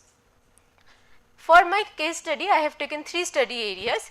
First is Chikmagalur, which is a forested district that we all know, and also Bagalkot district, then which is a agrarian district where mainly agricultural activities are seen, and finally Bangalore urban district, which is a mainly urban based area. So here I have explained all the districts. I won't be explaining this much. For this study I have used the Landsat data series, and also I have used different non-spatial data, and for the analysis I have extensively collected field data and the remote sensing data, and from that I have generated land use and land cover analysis, and for land use analysis I have used random forest algorithm, which is a machine learning algorithm, and from that forest fragmentation and land use monitoring, land use modeling has been done. So first we come to know what is the land cover of these 3 different areas.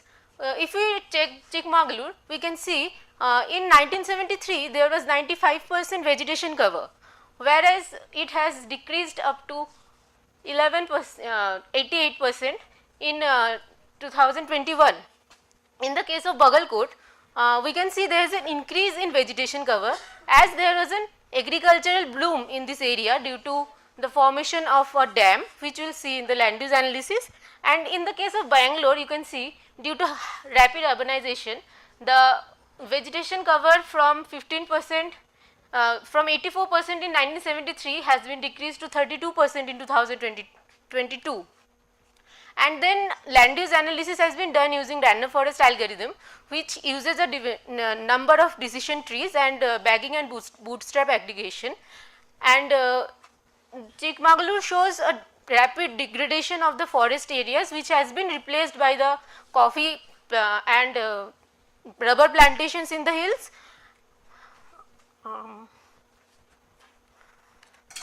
In the case of Bagalkot, which is a agrarian or agriculture based area, it shows a high amount of agricultural advancement in this area due to the formation of Almaty Dam, which has been formed around 2000 to 2005, and this has led to increase in horticultural practice in this area also, and a high increase in built up area has been also identified in this area.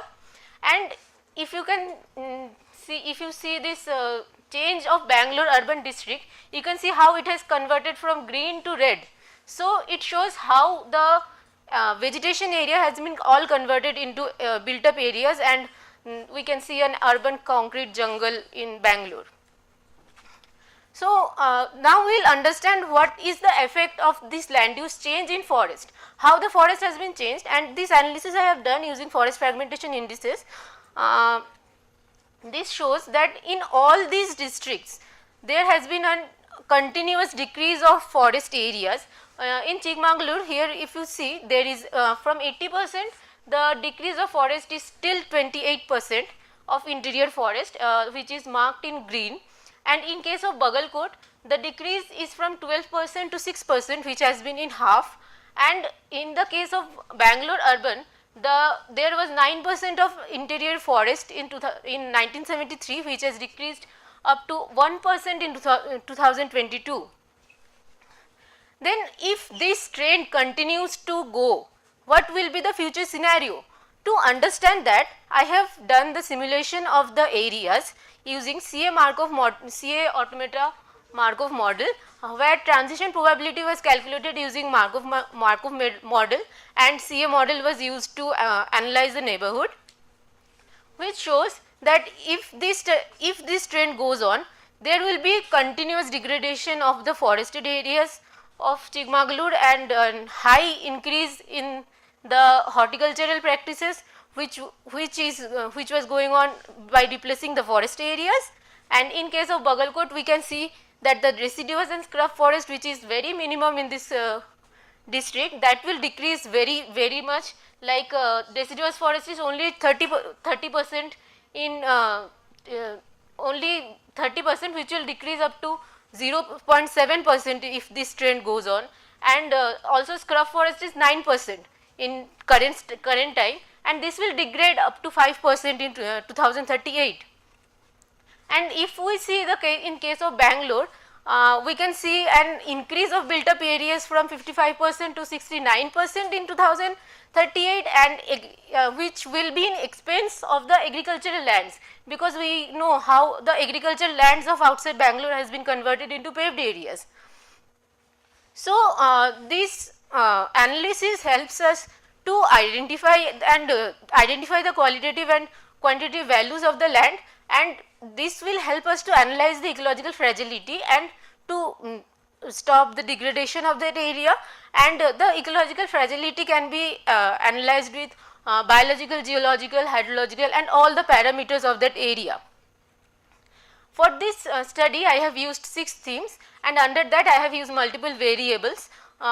In the themes, I have there are different. I won't take much. If we take the first option, like forest cover, if there is a less than 15% forest cover, then we have given that area as 2, as a weightage of 2, and if the area has more than 60% of forest cover, we have given that area a weightage of 10. By using these grids, we have by using these variables, we have divided the area into 5 minute by 5 minute grids, which is equivalent to Survey of India map, and the weightages has been given according to this formula, and we have given all the variables weightages, and from this we can see that in case of Chikmagalur, the 20% of the region is under ecological fragile region, and which is very high, and this consists of the Western Ghat regions and the Bhadra Tiger Reserve area. In case of Bagalkot, the district consists of 60% under ecological fragile region of 4, because this area is mostly consist of agricultural lands. And in case of Bangalore urban, we can see how Hesaraghatta and Bannerghatta National Park comes under ecological fragile zone of 1. So these ecological fragile zones has to be protected, and we can't do any unplanned developmental works or any construction in these zones, like mining and construction of roads. This should be stopped in these areas, and monoculture plantations, like we have seen in Chikmagalur, that they are continuing to do those in those areas, should not be allowed in those areas, and those areas should be protected to protect the biodiversity of that area, and promote of renewable energy resources, because in all the districts there is a high amount of solar, wind and bioenergy is present, for which will finally decrease the carbon emission, and this will help in the assessment of the environment. And we have seen that how liberalization has increased the development in this area, and it has also increased the agricultural advancement, and construction of dams and reservoirs has increased the agricultural activities, how forested areas has been converted into agricultural lands, urban areas, and so this analysis shows how different change of land use has different environmental impacts, and the suitable and timely management should be taken to enable protect the diversity in order to reduce the severity of the changes. Thank you.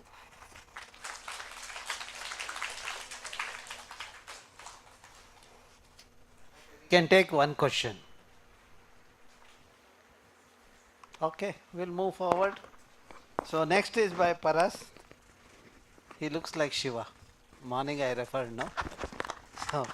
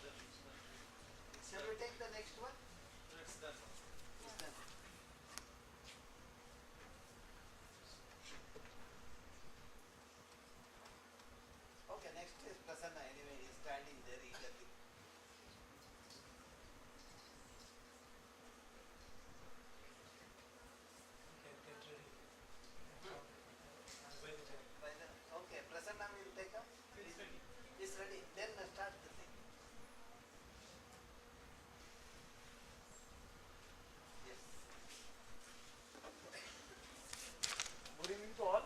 Today I am presenting on the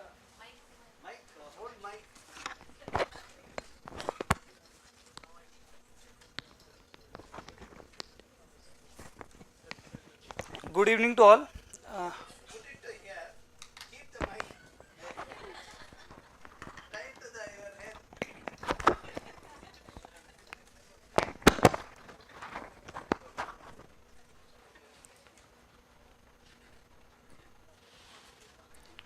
Good evening to all. Today I am presenting on the AI based prudent management of natural resource in agrarian landscape. First we will know what is artificial intelligence. Artificial intelligence is generally a computer system that is able to perform tasks similar to human intelligence, and machine learning is an application of AI which help us to analyze and make decision without human intervention, and it automate the whole process or the mechanism. It is basically divided into 4 parts based on their learning styles: supervised, unsupervised, semi supervised, and reinforcement learning. And supervised learning, it takes input as labeled data, and it is able to predict the results after while to train the model. It takes labeled data and then it will predict the results, and basically it is a task driven learning process in which classification or regression is performed. And similar to that, in unsupervised learning, it is a data driven process learning technique in which clusters are first clusters will be separated and then classified, and then the data will be labeled. And semi supervised learning, it takes input as both labeled and unlabeled data, and it learns the structure and organize the data and make prediction on based on that. So it is similar to supervised learning. It is for classification and regression purpose. Reinforcement learning, it is a learning that learns a type of learning which learns from its mistakes only, and based on the environment of the data. And the building blocks of any model are the input data or the training data to automate any process or any model, and testing data for the evaluation of the performance of particular model or particular process. And in spatial domain, we have we use it to classify land use of particular landscape, and land use classification is done basically in four types: unsupervised classification, supervised classification, hybrid classification, and fuzzy classification. And coming to the introduction, landscape dynamics are reflected through the changes in the land use, land cover, and in a temporal scale.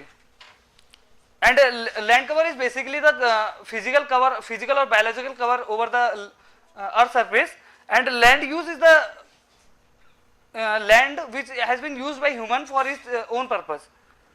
And these are basically driven by anthropogenic forces as well as natural forces. And due to the anthropogenic land use, land cover change, the forest fragmentation, we can define forest fragmentation as the process of fragmentation of forest into fragmentation of large contiguous forest into smaller ones, or patch forests. And as machine learning uses the algorithm which uses data for its learning, and then based on that it makes the learned judgments. And the non-parametric approach of ensemble algorithm based on non-linear data or non-separable data, such as random forest, support vector machine, k nearest neighbor, artificial neural networks, and basically ensemble algorithm gives us have the fewer limitation and give us the higher accuracy. And some of the limitations are like overfitting of data, high collinearity, high sensitivity, and high sensitivity to outliers, and high dimensionality and large noise as compared to the other classification algorithm.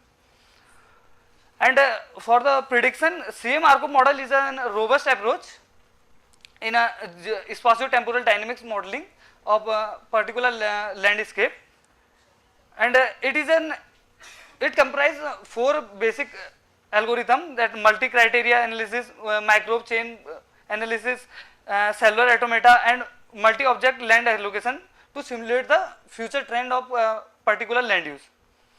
And based on that simulation, we can identify the natural resource region, which are the region which have economical and ecological significance, and they are rich and valuable and unique for us. And prioritization of natural resource region require understanding of factors such as ecology, biology, and hydrological parameters, social parameters, and energy parameters also. And here I am presenting three case studies. First, Ballari, which is an heterogeneous landscape. Second, Bidar, which is a rapidly urbanizing district, and Raichur, it is dominated by agriculture mainly. I will not go in the description. And data we have used the remote sensing data as spatial data of Landsat, and we have used primary data as the remote sensing data, and secondary data as the training samples and the Google Earth imageries. And based on that, we have divided the training data at 70%, and for validation of that, we have used 30% of data. And for forest fragmentation, we have from the land use analysis, we have analyzed the forest fragmentation for a particular landscape, and based on that, we have based on land use analysis from 1973 to 2022, we have simulated land use for the further years, 2030 or 2038. And the algorithm for land use is we have used is random forest, which is an ensemble classification method, which basically use the bagging technique, which is an random which is an ensemble classification technique, will help in random sampling of training data, and it is random forest is search for random samples, and based on that it classify the data and minimize the correlation between the classifiers. And random forest is least sensitive to noise and over training. Forest fragmentation, as I have discussed about, and this is the cellular automata Markov model, and basically we have considered 6 major themes: land ecology, geoclimate, hydrology, energy, and social variables. Based on that, we have as Tulika has talked about it, we have divided the entire area into 5 minute by 5 minute or 9 kilometer by 9 kilometer, corresponding to the SOI toposit, and based on that we have aggregated the based on the relative significance, we have aggregated the weight, and we have divided the region into 4 zones. Coming to the result section, vegetation cover has increased in Ballari from 45% to 60% due to intensification of agricultural activities, and because water security has increased in the city due to the construction of Tungabhadra dam, and land use analysis shows that there is a decline in dry deciduous forest in the Sandur region from 2.61% to 0.74%, and buildup has increased to more than 2% on the cost of scrub land and open land. Forest fragmentation shows that there is a decline in intact forests from around 6-7% to 2.5%, and patch forest has increased to 1.5%. And modeling result shows that the buildup is expected to be increased to 14% in 2030, and these are the land variables, ecology variables, geoclimatic, energy variable, social variable. We have mapped it out, and based on that we have divided the entire region on the aggregated score. We have divided the region into 4 regions. NRR1 is the most sensitive region and highly sensitive region, which consider the Gudekot and the Daroji National Sloth Bear House, Sloth Bear Sanctuaries. Similar to that, Raichur, the vegetation cover has increased due to the intensification of agricultural activities and due to the increase in water security. And similar to that, there is also shown a decline in dry deciduous forest and increase in build-up on the cost of decrease in scrubland. Forest fragmentation analysis shows that there is a decline in interior forest from 4% to 3%, and the simulation result shows that there will be an expected increase of expected build-up will be 9% in 2038. And similar to the earlier one, we have quantified the natural resource region based on the spatial extent of the particular variable, and the NRR1 comprises 7% of the entire district. And for Bidar also, there is an increase in vegetation cover due to the increase in the water security, and similar to that, dry deciduous forest has declined from 2.3% to 1% from 1973 to 2022, and build-up has increased to 3% from 1973 to 2022. And forest fragmentation analysis shows that interior forest has decreased from 0.73% to 0.25% from 1973 to 2022. And modeling result shows that there will be expected an increase of to 13% in 2038 in Bidar district. And similarly, we have quantified the NRR regions, and around 12% of the entire district comprises the NRR1 and NRR2 regions. And coming to the conclusion, the comprehensive information and temporal land use land cover change, their impact and their impact on natural resource region for the conservation and restoration of natural resource. And northern Karnataka northern part of Karnataka shows increase in agriculture pattern, shifting from dry cropping pattern to water intense cropping pattern. And the simulation result shows that there will be an expected increase in build up in 2030 and 2038. And scope of the thank you.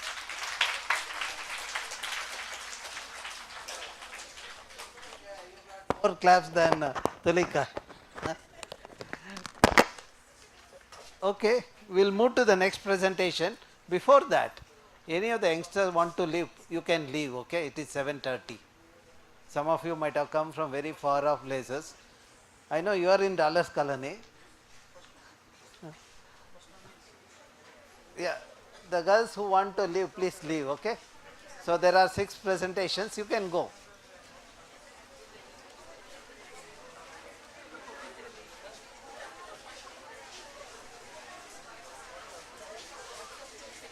If you leave in 3 minutes, otherwise I will close the door, you have to be here.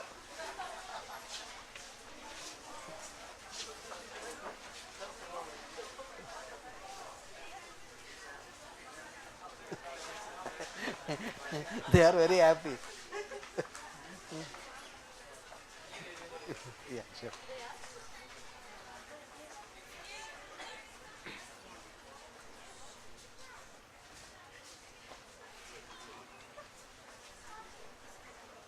Okay, you want to go, you go. Huh? Because I know it is 7:30. Taking bus and reaching home is not a good sign to go home very late, okay? Go. You change the chair. Okay, I think now calmness prevails, so we can deliberate now. Okay? There was a lot of noise also, the restlessness was there. I thought it is better to think, okay? Okay, now our Prasanna will talk about solar energy.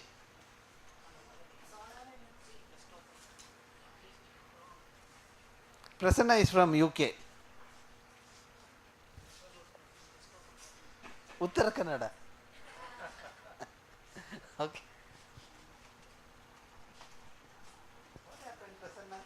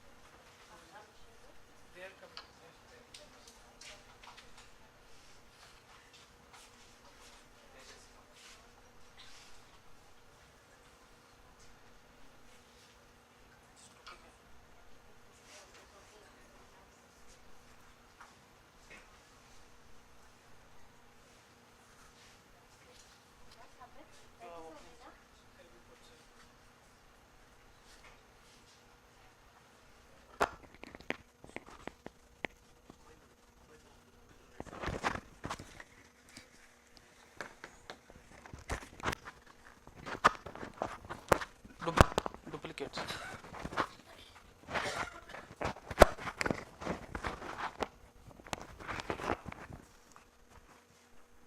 Good evening everyone. I will talk about the decentralized solar power generation challenges and the opportunities. Yeah, we know that life on the earth is heliocentric, as most of its energy is derived from the sun, and we know that all of our culture, religion, and all are based on the worshipping the sun, and the imminent climate changes and the demand for the clean energy sources have induced the significant global interest in the solar energy. the potential to provide solution to the long standing energy problems being faced by the developing countries like India, that could be solved by the solar energy. And the solar energy can be an important part of India's plan, not only to add new capacity but also to increase energy security, address the environmental concerns and lead to the massive market for the renewable energy. Because from the fossil fuels you are getting so many carbon footprint, if you want to reduce that one, the solar energy is the most dominant renewable energy source that is very abundantly available. And the solar as a viable alternative for the power generation among the available clean energy sources has the highest global warming mitigation potential. And come to the India is one of the best recipient of the solar energy due to its favorable location on the solar belt. And this tells about the how much energy we are getting in the India, and the solar photovoltaic power can effectively be harnessed, providing huge stability in India. And before going to how to produce energy or all the other studies, first we have to know what is our current status. This shows that we are getting the installed generation capacity source wise it is giving from the MNRE. It is showing the fossil fuels giving the having the dominant space in the this one. It is showing this almost 60% we are getting from the fossil fuels, and only 15% currently we are getting from the solar energy. And India is the world's third largest producer of the renewable energy, that is 40% is coming from the non-fossil fuels, and we are in the 5th global position in the solar power deployment. And this graph shows the how the power generation from the renewable energy is increasing. And our target is to install the 100 gigawatt of grid connected solar power by 2022, and these are the our long term goal is to achieve the net zero emission by 2070. To achieve this we have to be short term targets. Mainly these targets leads to us that we have to be more focused on the solar energy. And based on this much of background, my present study objectives are solar insolation potential, finding the solar insolation potential and PV potential of India, and understand the environmental implication of the large scale solar PV power plants, considering the PV power plants were installed in the Badla and the Pavgada, and identifying the region for the installing the solar PV plant in the Rajasthan without affecting the ecology of the region while ensuring the conservation of the local biodiversity. And as we have the diverse culture, we also have the diverse agroclimatic zones also. India is the study area for the solar PV potential and the solar insolation potential. And for the environmental implications, we have chosen the Badla Solar Power Park, which is the world's largest photovoltaic solar park, and it has the capacity of 2245 megawatt, and it is located in the semi-arid and to the arid region at the Badla village, and elevation is ranging between 168 to 185 meter above mean sea level, and it acquires the land of 5700 hectares. And come to the Pavgada, it is located in Karnataka only, and it has the capacity of 2050 megawatt, and it is completed in 2019, and an elevation ranging between 450 to 840 million meter above sea level, and it is although in the and in the hilly regions it between the 840 to 1500 meter above mean sea level, and it can covers an area of 5300 hectares. And it is the world's third largest photovoltaic solar power park. First is the Badla, and second one is the Hange Hydropower Haina Sona Park, which is in the China. So, and come to the materials and methods.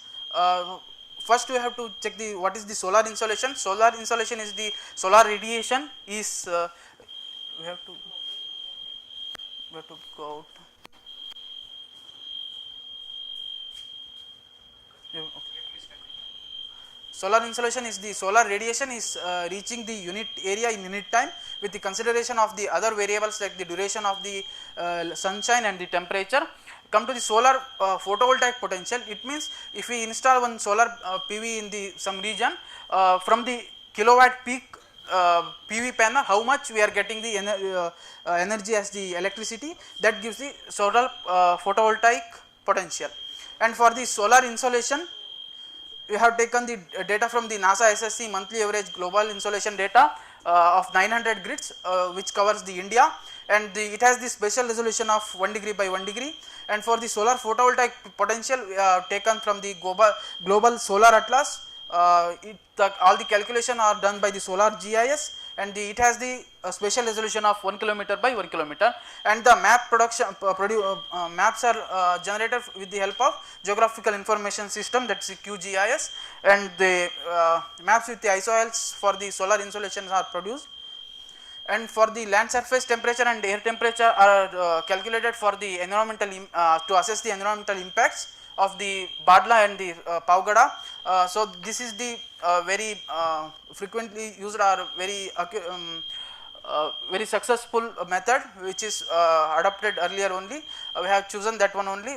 Here first we have to acquire the remote sensing data, and then normalize, we are finding the NDVI and the proportion of vegetation, and then we are come to know the land surface emissivity, and at the same time we are getting the top of atmosphere. We have to convert it to top of atmosphere brightness, and we have to calculate the land surface temperature, and these all are available in the Google Earth engine as a code. We can run and we can get the data. And for the air temperature, we are getting the daily maximum 2 meter air temperature from the Giovanni, which is known as the source between the science and the data and science. And the spatial resolution, it has the spatial resolution of 0.5 degree to 0.625 degree, and the temporal resolution of 1 day. So we have taken for the peak summer months, and the maximum temperature of the each month is considered for the analysis of the annual variation. And also the graphical representation, we have chosen the QGIS, and statistical analysis also done. And these are the data collected from the Landsat series. And for the third objective, we have for the land identification for the large scale PV plant, we have chosen this. These are the variables we have chosen. One is the solar insolation potential and solar PV potential, and the what are the legal compliances, it will comply with all the legal aspects or not, and the ecology and biodiversity of the particular region we have chosen. And come to the result, this shows the it shows that the average annual global insolation is above the 5 kilowatt hour per meter square per day, and the maximum 50% of the India is comes under this range only. And for the solar PV potential, in all the months, the Rajasthan has the good PV potential, and come to the LST results. The Badla solar park, where this solar park is installed in that region, after installation the land surface temperature is showing lower than the buffer, 5 kilometer buffer.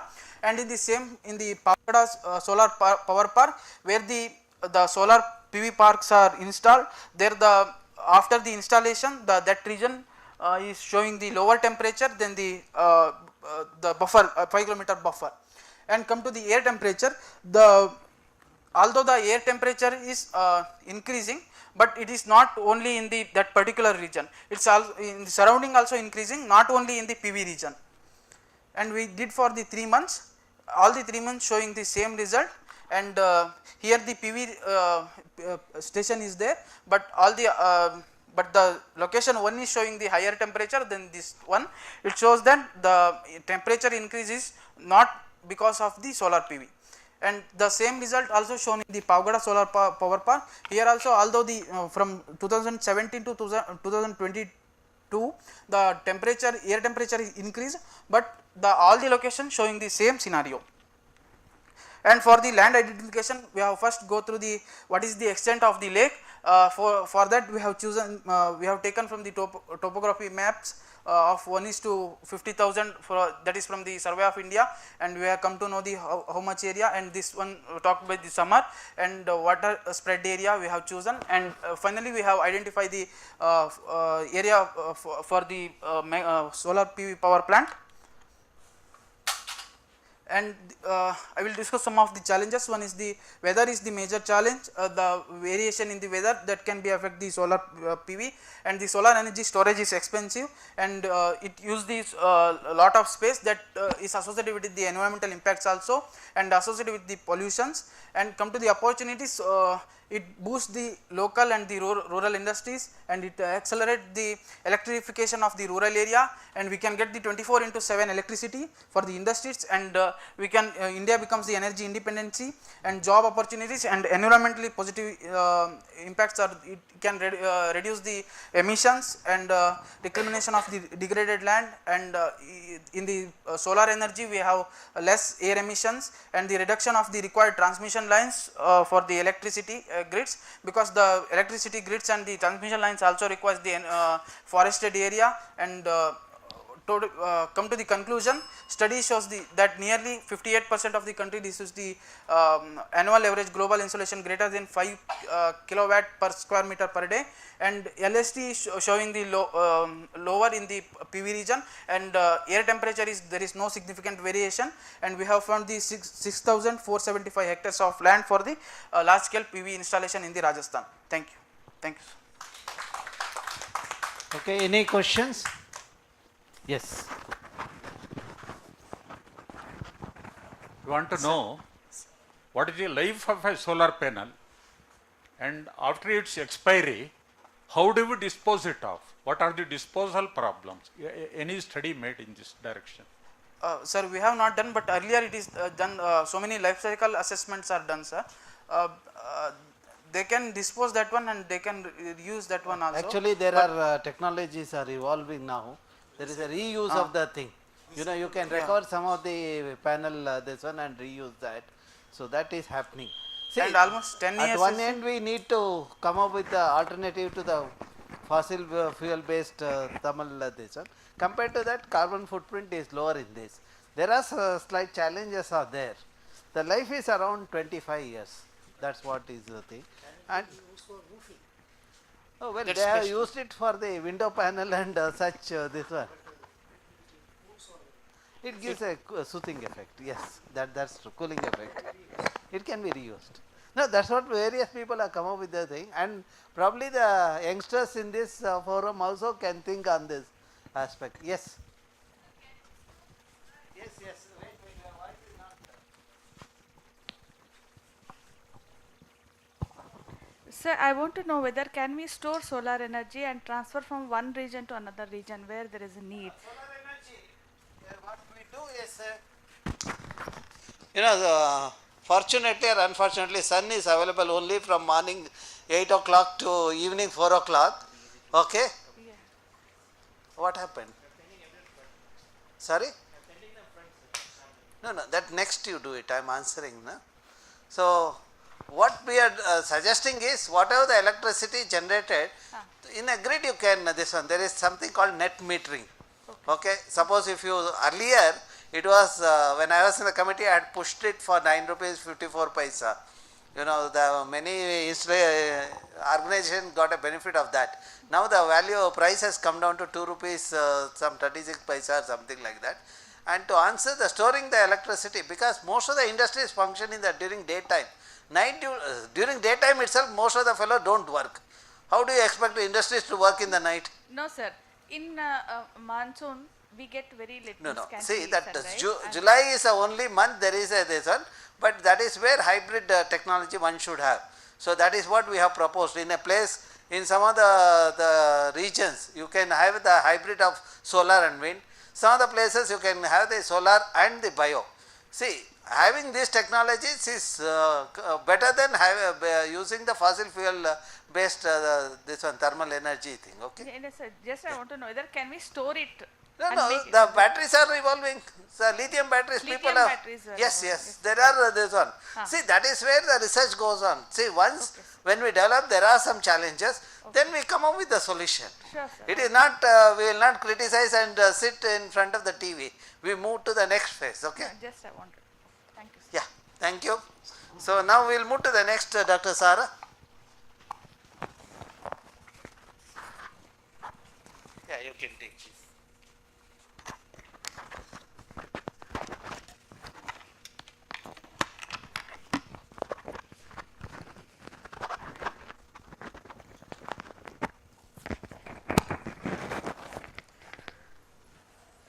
Good evening, everybody. This is a SIA protocol for accounting of energy assets. We are here to check the energy assets of the, quantify the energy assets as per the UN protocol. So, as we see SIA energy itself is a system of environmental and economic accounting for energy, and it's a statistical framework for the UN and based on the SIA central framework. So, here how the energy is produced and how the energy is used in an environment. So, as and when we talk about energy, the natural inputs, the energy comes from the natural inputs. So, you must be wondering why the natural resources are the ones that gives us energy, basically the petroleum products, the energy that comes from the sun. So, there are multiple ways that energy resources comes from. Then they come into the economy, and in the economy we use these energy resources to make products. Okay. So, and the residuals, which is we connect as whatever we are producing, and then after that we are putting it back into the environment. So, it comes from the environment, it goes back to the environment. So, SIA energy is a way of documenting, as we said, and this SIA energy documents it in 3 different ways. It is a physical supply and use tables, and then comes the monetary supply and use tables, and also the asset accounting tables. So, when we use as a supply and use table, this forms of the natural inputs that comes and the products which are released, and the monetary accounting of these natural inputs, and also asset accounting, which is the closing stock and the opening stock of what you have, how much reserves have you used and how much you are leaving.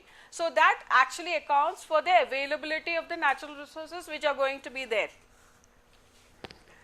So, here let us see that the natural inputs that where we come from, there is oil oil we get as natural inputs. We have other natural inputs such as coal, uranium, timber, and there are also natural inputs such as solar, hydro power, and wave and tidal and geothermal. So, we have lots of natural inputs we use as energy.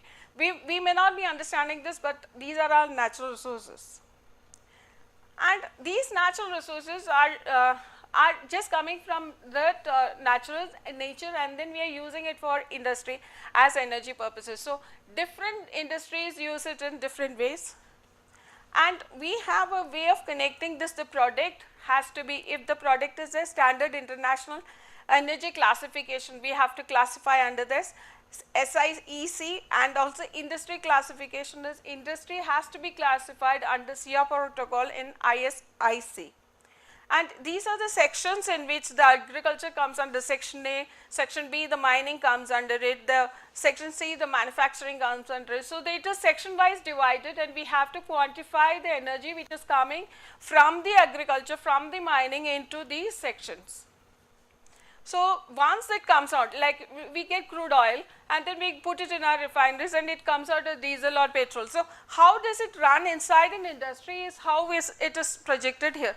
We might be using it for construction, road, railways, water, all these things uses our energy, and finally the energy, once we use the energy, it might go out as carbon dioxide, that is a residual that we are talking about here. So, here let us see how our coal works. So, coal we get in our North Indian fields of gold beds, we get lot of coals, but we do not produce any coals in Karnataka.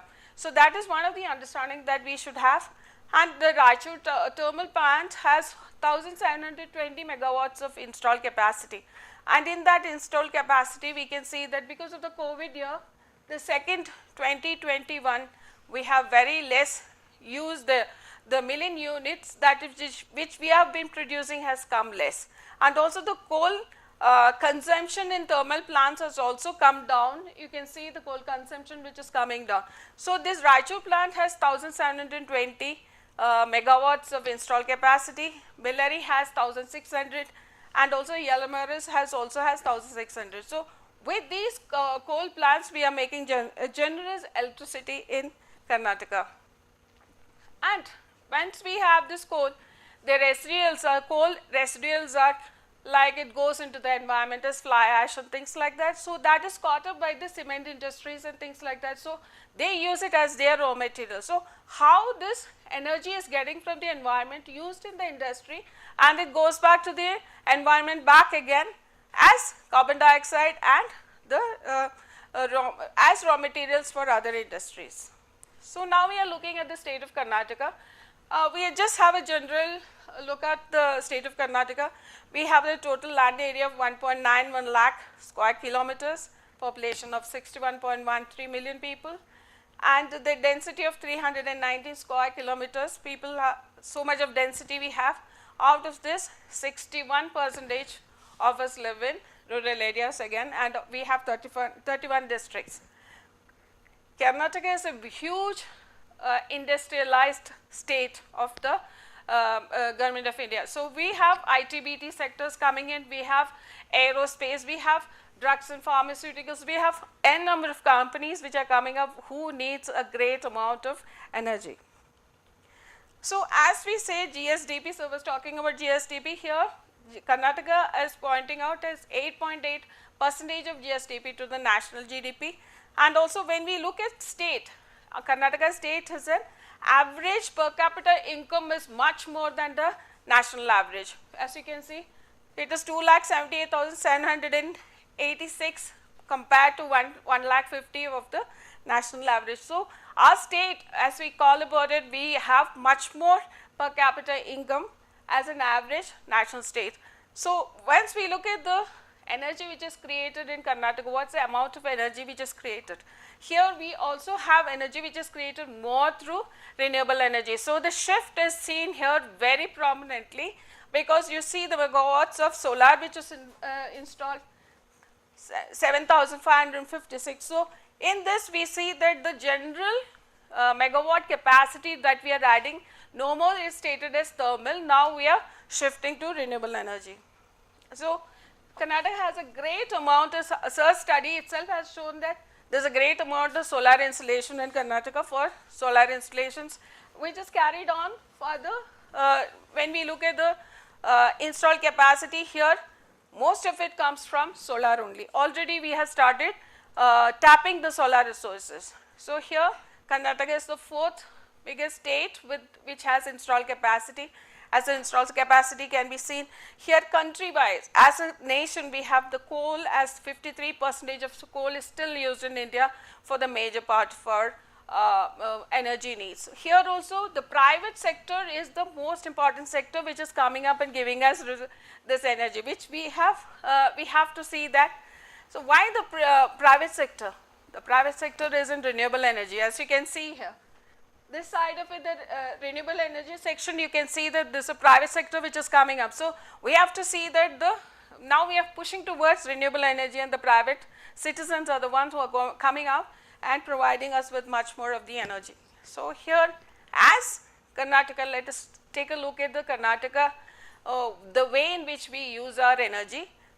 Agriculture, we use major of our energy resources for agriculture, but as an Indian country, as a country we use much for industry. So here also, and the petroleum products we use most for the transport. So this is the way we are distributing our energy. But as and when we say that there is a lot of distribution and transmission losses, which is up to 20%. So it is not about generating more energy, but also efficiently managing these energies have come to our forefront. So it is very important that we efficiently, if we can bring it to 12% at least, lot of money and resources can be harnessed. So as we say that in 2050, what is the way in which we will have energy is that only through solar. It is well stated that solar is the one that is going to give us more energy. So we are, as a Karnataka state, we are having 611 projects more coming up with 91,000 crores requirement. So here the energy that has to be supplied should come from renewable energy. That is it. These are for the strategy for development. We should have renewable energy parks, more of parks and more energy connected towards the resources. Thank you very much.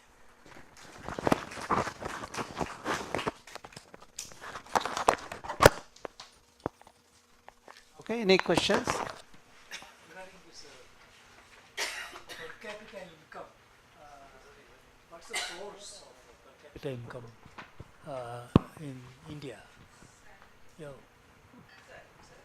Per capita income, what is the source of the data? Source of the data, sir.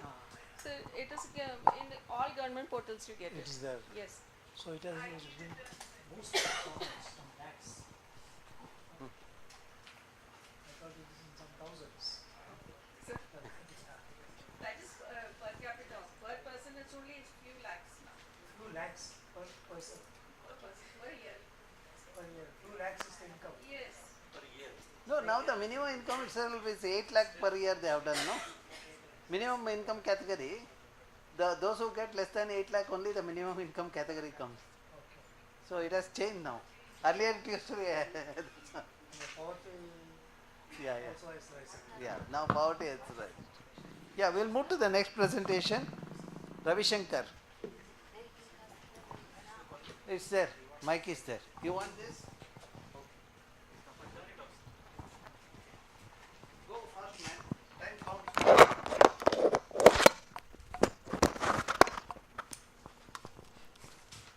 So good evening. Good evening. So I will be talking about the plants of phytogeographic region. So it says plants of phytogeographic regions. So what phytogeographic means? Phytogeographic has been derived from the Greek word phyton. Phyton means plants, and geographic. Geography means the distribution of the plants and the impacts what it gives, where with the region, where within the origin of this plant has been occurred over there. So it's all about says, whether it is in dry area, whether it is in the evergreen areas, these all the impacts, it's all about says. And several scientists has also talked about these phytogeographic regions and the plants where the distribution has been happened and what the impacts they give. Like when you talk about the ecosystem also, it gives the distribution of the plants which are there. So interaction of these species of the plants and also the environment. So this all shows about.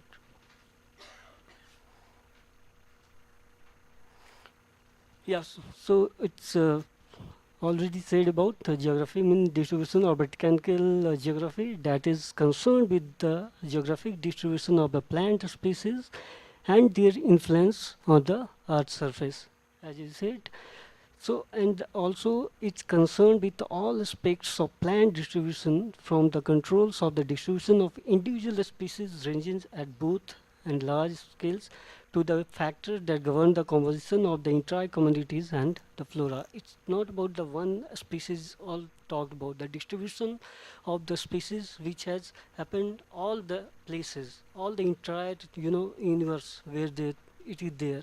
So all it all talks about one, not only one species, different species which are distributed along the globe.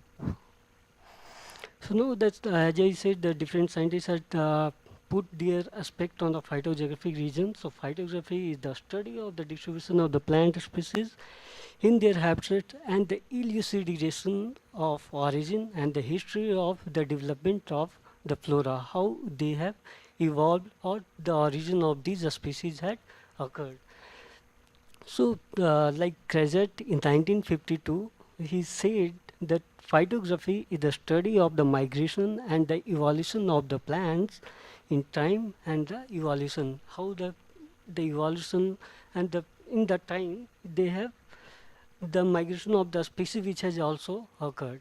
So and on that base this scientists said about the phytographic region.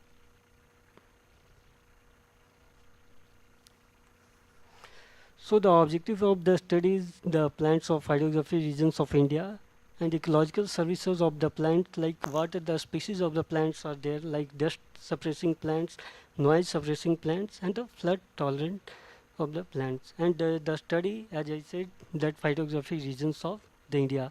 So on the base of the Botanical Survey of India, the regions are there, like Northwest Himalayas, Indo-Gangetic Plain, Eastern Himalayas, Assam, Central India, Arid Zone, Northern Western Ghats and West Coast, Southern Western Ghats and West Coast and Lakshadweep, then Deccan, the Eastern Ghats and Coromandel Coast, and Andaman and Nicobar Islands.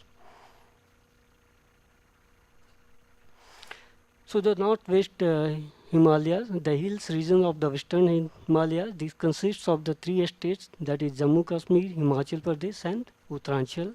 Then the Indo-Gangetic Plain. So these are the largest unit of the Great Plain of the India, which stretches Delhi to Kolkata, which includes Uttar Pradesh, Bihar, West Bengal, and it covers 3.75 lakh square kilometer. Then the Ganga, which along with its large number tributaries which originate from the Himalayan ranges like Yamuna, Gomti, Gagra, Gandak and Kosi, have brought large quantity of alluvium from the mountains and deposited here to build these extensive plants. So this is about the Indo-Gangetic plants. Now the eastern Himalayas. So the eastern Himalayas comprise the tracts of the Darjeeling Hills or North Bengal, which includes Sikkim, Arunachal Pradesh and eastern Bhutan. The region is drained by the Brahmaputra river and its tributaries like Tista drains in Sikkim and Darjeeling areas, and the Manas drains of some Bhutan and Arunachal Pradesh. Now Assam. So Assam is located in the north western part of the country and is bounded to the north by the Kingdom of Bhutan and the state of the Arunachal Pradesh, and the east by the state in Nagaland and Manipur, and to the south of the states of this is Mizoram and Tripura, and west by the Bangladesh and the states like Meghalaya and also West Bengal. So Assam, which is shaped roughly like Y shaped on its side, is a land of plains and river of valleys. So this is called the land of plains and river valleys.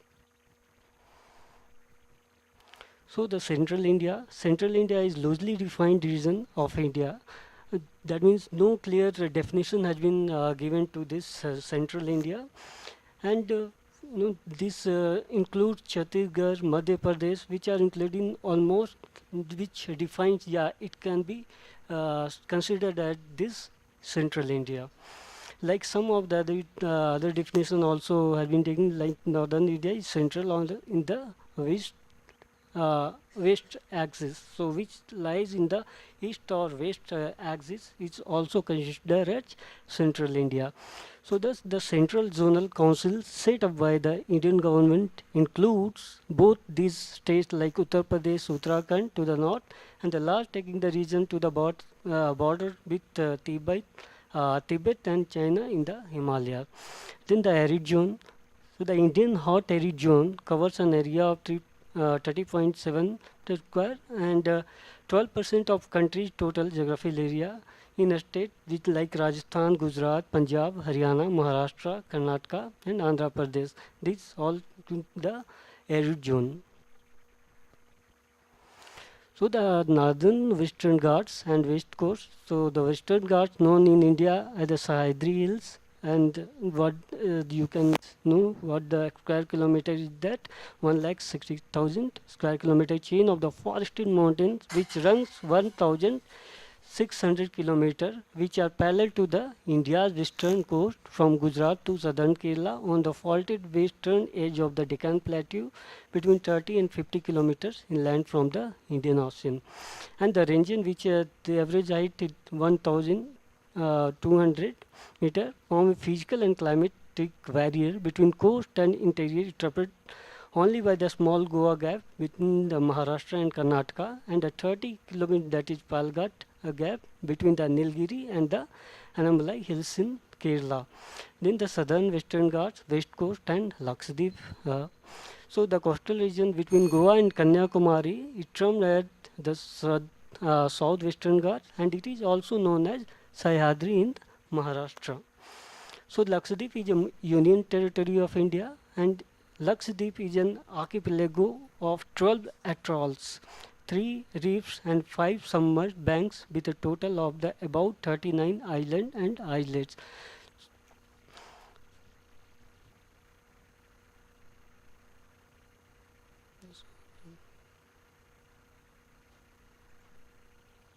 So the Deccan Plateau is a large plateau in western southern India, and it rises 100 meter in the north and to the more than 1000 meters in the south, forming a raised triangle within the south pointing triangle of the Indian coastline. It extends over the 8 Indian states which encompass like Telangana, Maharashtra, Karnataka and Andhra Pradesh.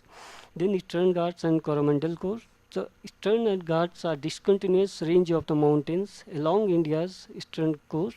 The Eastern Ghats run from the West Bengal, that in the north, to the Odisha, Andhra Pradesh, to the Tamil Nadu in the south, which pass some parts of the Karnataka.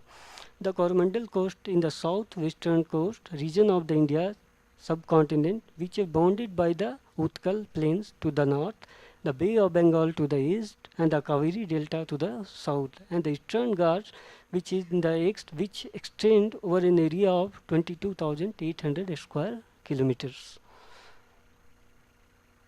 So then Andaman and Nicobar Islands. So Andaman and Nicobar Island, Union Territory of India, consists of two groups of islands. That is one southeastern edge of the Bay of Bengal, and the Nicobar Island form an arc stretching southward for the sum of 662 miles between Myanmar and the island of the Sumatra in Indonesia.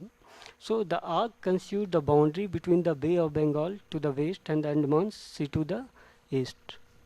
So this is all about the phytogeography regions of India. Then these are the plants of the phytogeographic region, as I've said about the dust suppressing and the stress and the noise. So those have said about. So in the like common species of So these are the species which are found in the phytogeography regions.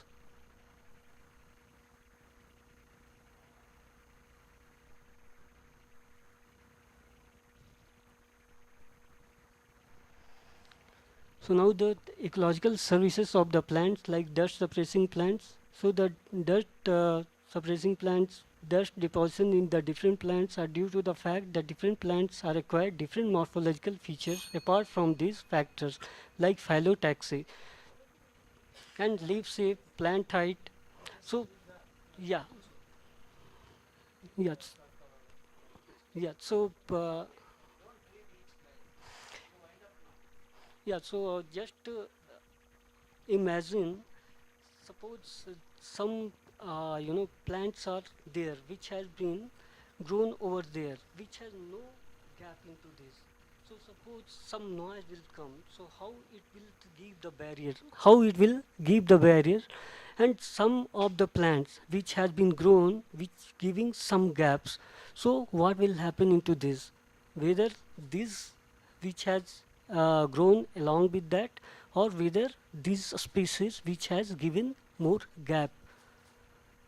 Obvious, the species of the plant which has been grown along, that will be the barrier of the noise, right? There will also some of the dust also, in the case of dust also it will be there, that will yeah. Now it has also said about the phyllotaxy, and the suppose some species of the plants are there, or tree. So some of the leaves which are in the larger size, or some of the species which are in the smaller size.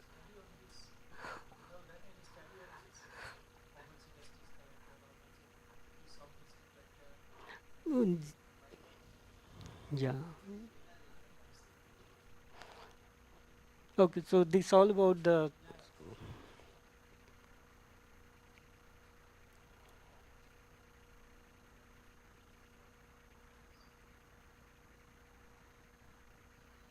these are the dust suppressing species and flood tolerant species and noise reducing species.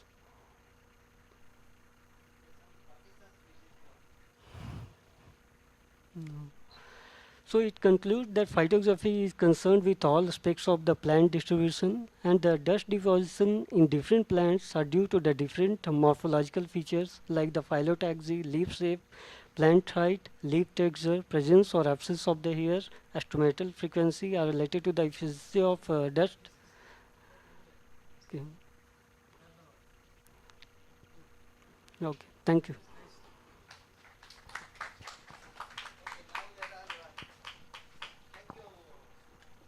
Ravishankar Mama. Okay, we'll move to the next presentation. This is a poster presentation now. Okay. 4 minutes by Kaushik. Kaushik is here. He is in our group. So, Vinay Kumar, you should go with him, okay? And if you are going to the guest house, no, you tell the people who are there in the main guest house will come there for the dinner.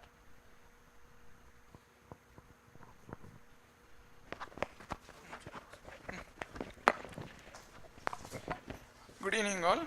My name is Kaushik and I am presenting carbon sequestration potential of wetlands.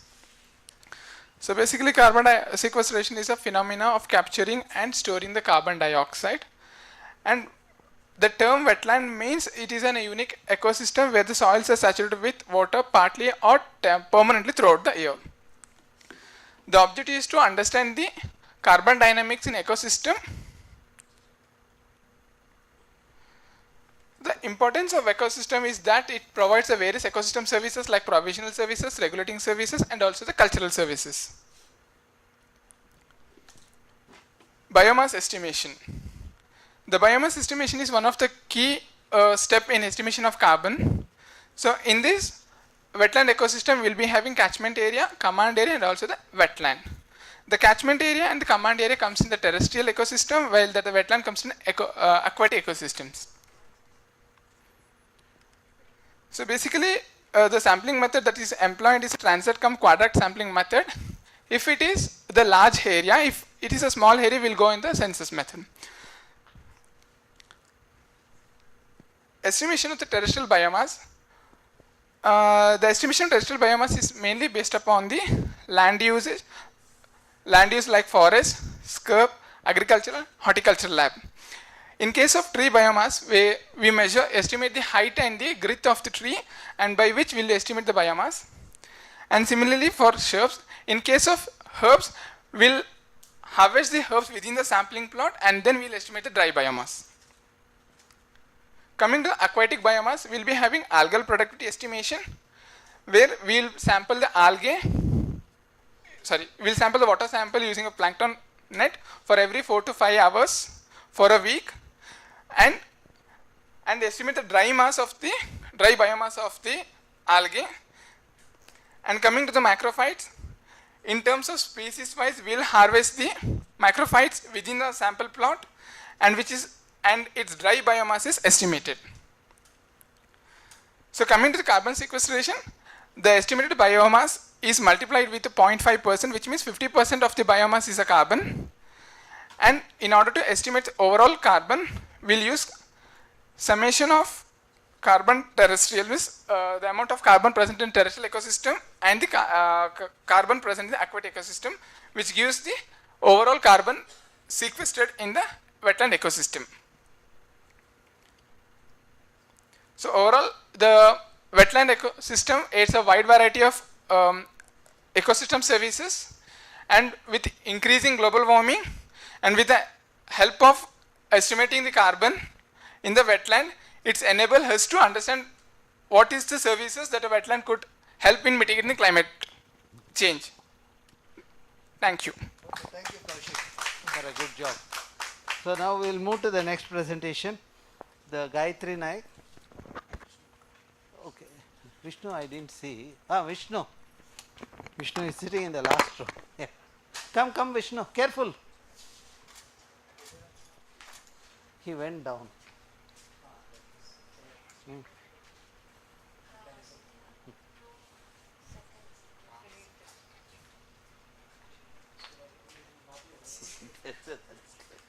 Okay, slides. Vishnu Mukri. What is name? File name? This one poster, sir.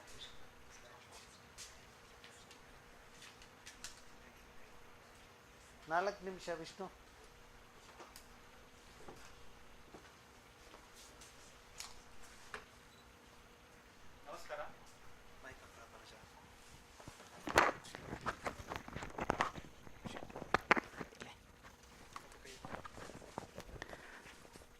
ಎಲ್ಲರಿಗೂ ನಮಸ್ಕಾರ. ನಾನು ಉತ್ತರ ಕನ್ನಡದ ಅಗ್ನಾಶಿನಿ ಅಳವಿಯ ಇರುವ ಮಳೆಗಾಲ ಕಂಡುಬರುವ ಮೀನು ಬಗ್ಗೆ ನಾನು ಇಲ್ಲಿ ನಿಮಗೆ ಸಂಕ್ಷಿಪ್ತವಾಗಿ ಸ್ವಲ್ಪ ವಿವರಿಸುತ್ತೇನೆ.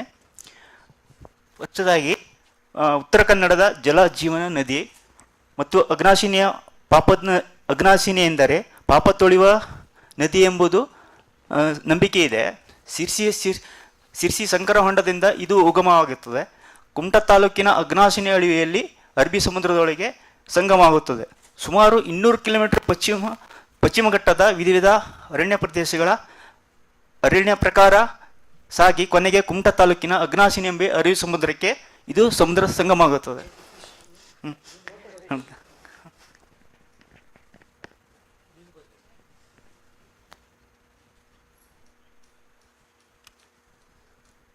ಇದು ಒಂದು ನಾನು ಮಾಡ್ತಿರುವಂಥ ಒಂದು ಆ್ಯಕ್ಚುರಿ ಮ್ಯಾಪು.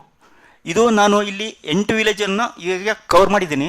ಇದು ಫಸ್ಟು 30 ಅಗ್ನಾಶಿನಿ 30 ಏರಿಯಾದಲ್ಲಿ ಇದು ನೀರನ್ನು ಅಗ್ನಾಶಿನಿಯ ಮೇಲದಿಂದ ಮಳೆಗಾಲದಲ್ಲಿ ಅಗ್ನಾಶಿನಿಯ ಗುಡದಿಂದ ನೀರು ಬಂದು ಇಲ್ಲಿ ಅಗ್ನಾಶಿನಿಗೆ ಕೂಡಿ ಇಲ್ಲಿ 30 ಹತ್ರ ಹೊರಗೆ ಬೀಳುತ್ತದೆ.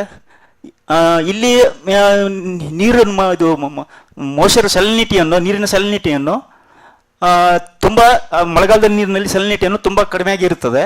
ಅಲ್ಲಿ ಮೀನುಗಳನ್ನು ಎಲ್ಲ ನದಿ ಮೀನುಗಳನ್ನು ಇಲ್ಲೂ ಬಂದು ವಾಸಿಸುತ್ತದೆ.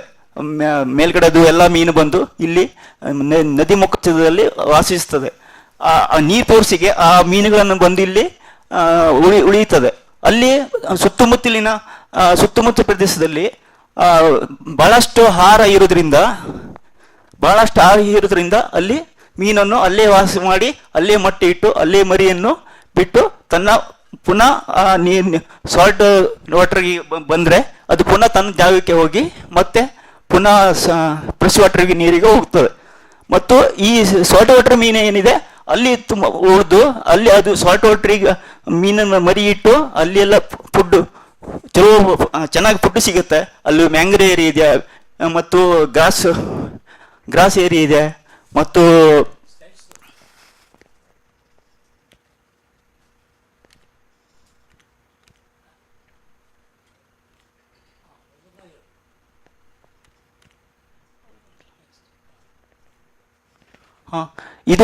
ಇದು ಬೈಂಗೆ ಅಂತ. ಇದು ಎಲ್ಲ salinity high salinity, medium salinity ಮತ್ತು ಲೋ ಸೆಲಿನಿಟಿನಲ್ಲಿ ಇದು ಬರ್ತದೆ. ಮತ್ತು ಫ್ರೆಶ್ ವಾಟರ್ದಲ್ಲಿ ಇದು ಈ ಮೀನನ್ನು ಕಂಡುಬರುವುದಿಲ್ಲ. ಇದು ಈ ಬೈಂಗೆಯನ್ನು ಅತಿ ಲೇಯರ್ ಪೀಸಸ್ ಸಿಕ್ಕುವುದು ಭಾಳ ತುಂಬ ಕಷ್ಟ. ಅವ್ರು ಹೇಳ್ತಾರೆ ಇದು ಭಾಳ ರೇರ್ ಆಗ್ತಾ ಇದೆ. ಇದು ಮೊದಲು ಭಾಳ ಸಿಕ್ತಿತ್ತು, ಇವಾಗ ಭಾಳ ಕಡಿಮೆ ಆಗಿದೆ. ಇದು ಒಳ್ಳೆಯ ಮೀನು. ಮತ್ತು ಇದು ಪತ್ತಿ ಮೀನು ಜನರಿಗೆ ಅವ್ರು ಹೇಳ್ತಾರೆ, ಅಲ್ಲಿ ಜನರು ತನಗೆ ಈ ಕೆಲವೊಂದು ಜನಕ್ಕೆ ಆರಾಮ ಇಲ್ಲದಾಗ ಅಥವಾ ಜ್ವರ ಥಂಡಿ ಆದಾಗ ಈ ಮೀನನ್ನು ಭಾಳ ಬಳಸ್ತಾ ಇದ್ದಾರಂತೆ. ನೆಕ್ಸ್ಟು ಗಿರಿಬೈಂಗೆ ಅಂತ. ಗಿರಿಬೈಂಗೆನೂ ಇದು ಸೆಲಿನಿಟಿ ಜಾಸ್ತಿ ಇರೋದು ಎಲ್ಲ ಜಾಗದಲ್ಲೂ ಈ ಮೀನುಗಳನ್ನು ಇರುತ್ತದೆ. ನೆಕ್ಸ್ಟು ಹೊಳೆಕಾಂಡಿ ಅಂತ. ಇದನ್ನು ಸೌದ ಎಲ್ಲ high salinity, medium salinity, low salinity ಮತ್ತು ಫ್ರೆಶ್ ವಾಟರಲ್ಲೂ ಕೂಡ ಇರುತ್ತೆ. ಇದರಲ್ಲಿ ಎರಡು ಪೀಸಸ್ ಇರುತ್ತೆ ಕಂಡಿಯಲ್ಲಿ. ಇದು ಏರಿ ಇದನ್ನು ಎಲ್ಲ ಸೆಲಿನಿಟಿಯಲ್ಲೂ ಇರುತ್ತೆ. ಹೈ ಸೆಲಿನಿಟಿ, ಮೀಡಿಯಂ ಸೆಲಿನಿಟಿ ಮತ್ತು ಫ್ರೆಶ್ ವಾಟರ್ ಕೂಡ ಇರುತ್ತೆ. ಅದು ಆವಾಗ ಮಳೆಗಾಲದಲ್ಲಿ ಎಲ್ಲ ಈ ಲಿವರ್ ಮೌತಿಗೆ ಬಂದುಬಿಡುತ್ತೆ. ಯಾಕಂದ್ರೆ ಅಲ್ಲಿ ಹೆವಿ ಕೋಡ್ ಆಗಿರೋದ್ರಿಂದ ಈ ಮೀನುಗಳಿಗೆ ಅಲ್ಲಿ ಇರಲು ಸಾಧ್ಯ ಆಗೋದಿಲ್ಲ. ಅದಕ್ಕೆ ಎಲ್ಲ ಮೀನುಗಳನ್ನು ಈ ರಿವರ್ ಮೌತಿಗೆ ಬಂದುಬಿಡುತ್ತದೆ. ಇದು ಬಿಳಿ ಮಂಡ್ಲಿ ಅಂತ. ಇದು ಬಿಳಿ ಮಂಡ್ಲಿ ಇದು ಎಲ್ಲ ಕಡೆಗೂ ಗಜನಿ ಇದರದಲ್ಲಿ ಇದು ಬಹಳಷ್ಟು ಮೀನು ಸಿಗುತ್ತದೆ. ಮತ್ತು ನೆಕ್ಸ್ಟ್ ಗುರ್ಕಾ ಇದು ಈ ಗುರ್ಕನು ಇದು ನದಿ ಮುಖದಲ್ಲೂ ಸಿಕ್ಕುತ್ತದೆ. ಇದು ಮೇಲ್ಗಡೆಗೂ ಬಹಳ ಕಡಿಮೆ, ಆದ್ರೆ ಸಿಕ್ತವೆ ಒಂದೊಂದು ಟೈಮಿಗೆ ಅವ್ರು ಸಿಕ್ತು ಅಂತ ಹೇಳ್ತಿದ್ದಾರೆ. ಇದು ನಪ್ಪೆ. ನಪ್ಪೆನು high salinity, medium salinity, low salinity, fresh ವಾಟರ್ದಲ್ಲೂ ಇದು ಸಿಗ್ತದೆ. ಇದು ತುಂಬ ರೇರ್ ಅಂತ ಹೇಳ್ತಿದ್ದಾರೆ ಅವರು. ಈಗೀಗ ಮೊದಲು ಭಾಳ ಸಿಗ್ತಿತ್ತು, ಈಗ ಅಲ್ಲಿ ಜನರು ಈ ಇದು ಇದರಿಂದ ಯಾವುದು ರೀತಿ ಮೈನಿಂಗ್ ಮಾಡೋದ್ರಿಂದ ಮತ್ತು ಚಿಪ್ಪಿ ಮೈನಿಂಗ್ ಮಾಡೋದ್ರಿಂದ ಇದು ತುಂಬ ರೇರ್ ಆಗ್ತದೆ ಅಂತ ಹೇಳ್ತಾ ಇದ್ದಾರೆ. ಮತ್ತು ಕಾಗಳ್ಸಿ ಇದು ಮರೈನ್ ಪೀಸಿಸ್. ಇದು high salinity, medium salinity, low salinity ಮತ್ತು ಫ್ರೆಶ್ ವಾಟರ್ ಇದನ್ನು ಒಳ್ಳೆ ಜಾತಿ ಮೀನುಗಳು. ಇದು ಜನರಿಗೆ ಒಳ್ಳೆ ತಿನ್ನಲು ಒಳ್ಳೆ ಅತ್ಯುನ್ನತವಾದ ಇದಾಗಿದೆ. ಇದು ಸ್ವಲ್ಪ ಗಟ್ಟಿ ಮೀನು. ಇದು ಬಹಳ ಜನರಿಗೆ ಹಿಡಿಸುವ ಮೀನುಗಳು. ಇದು ಅವಲು ಮೀನು. ಇದು ಆ್ಯಕ್ಚುಲಿ ಇದರಲ್ಲಿ ಇರೋದಿಲ್ಲ, ಫ್ರೆಶ್ ವಾಟರ್ ಹೈ ಇದರಲ್ಲಿ ಇರೋದಿಲ್ಲ. ಇದು ಬುರೆಂಟಿ. ಇದು ಬಾಣನೂ ಕೂಡ high salinity, medium salinity, low salinity. Fresh water ಅದರಲ್ಲಿ ಕಡಿಮೆ ಇರುತ್ತೆ ಫ್ರೆಶ್ ವಾಟರಲ್ಲಿ. ಇದು ಒಯ್ತ್ಲಿನೂ ಇದು ಮರೈನ್ ಪೀಸಿಸು. ಇದು ಹೈ ಸೆಲಿನಿಟಿ, ಮೀಡಿಯಂ ಸೆಲಿನಿಟಿ ಮತ್ತು ಲೋ ಸೆಲಿನಿಟಿ ಇರುವುದಿಲ್ಲ, ಫ್ರೆಶ್ ವಾಟರ್ನೂ ಕೂಡ ಇರುವುದಿಲ್ಲ. ಇದು ಪಂಟಿಯಸ್ಸು. ಇದು ಆ್ಯಕ್ಚುಲಿ ಫ್ರೆಶ್ ವಾಟರ್ ಫಿಶು. ಇದು ಸಮುದ್ರ ಏರಿಕೆ ಮಳೆಗಾಲದಲ್ಲಿ ಬಂದು ಅಲ್ಲಿ ಮೊಟ್ಟೆ ಹಾಕಿ ಅಲ್ಲೇ ಇಳಿದು ಕಡೆ ಪುನಃ ಇದು ಹೋಗುತ್ತೆ. ಇದು ಬಾಳೆ ಮೀನು ಅಂದರೆ ಇದು ಫ್ರೆಶ್ ವಾಟರ್ ಮೀನು. ಇದು ಎಸ್ಟೇರಿಗೆ ಬಂದು ಇಲ್ಲಿ ಇದ್ದು ಅಲ್ಲೇ ಮಳೆಗಾಲ ದಿನ ಮುಗಿದಾಗ ಅಲ್ಲೇ ಮೊಟ್ಟೆ ಹಾಕಿ ತನ್ನ ಜಾಗಕ್ಕೆ ಇದರ ಜಾಗದಲ್ಲಿ ಪುನಃ ಮತ್ತು ಎಸ್ಟೇರಿಗೆ ಬಿಟ್ಟು ಮೇಲೆ ಹೋಗ್ತದೆ. ಇದು thank you.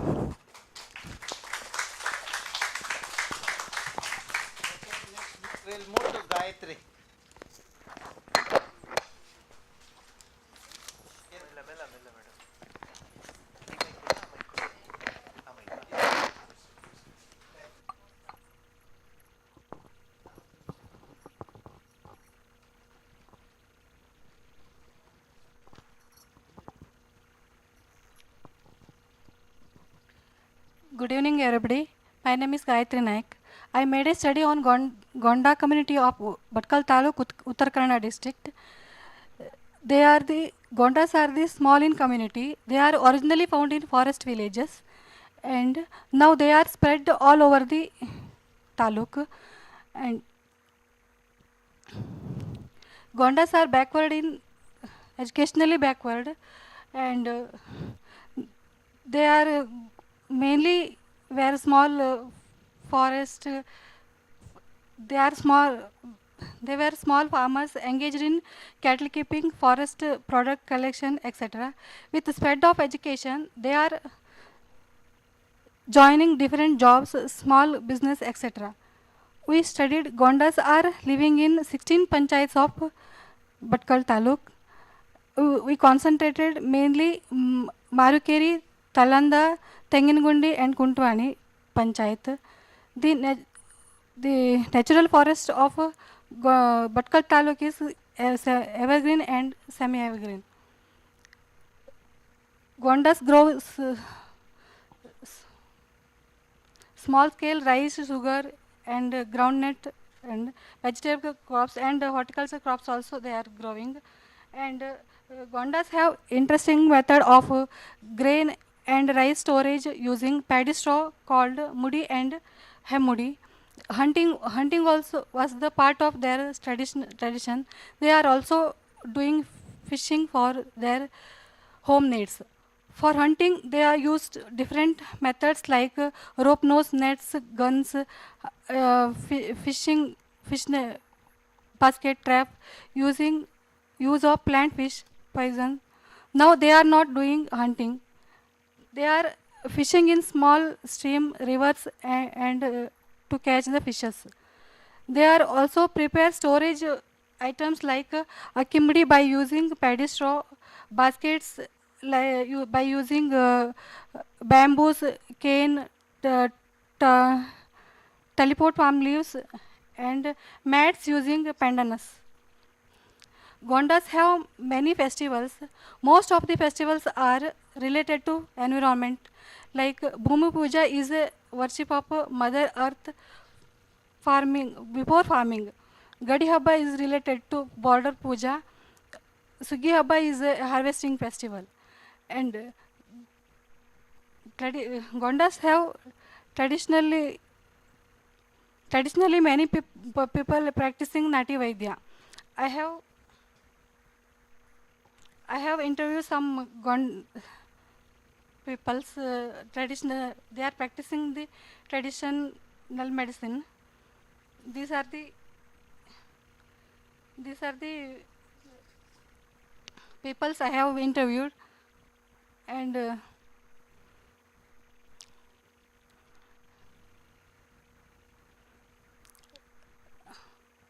these are the some plants they are using for practicing traditional medicine. These are the Timappa Gonda. He is a specialized in bone fracture. Somaya Gonda is also these are all the Nati Vaidyas of Bhatkal Taluk. Thank you.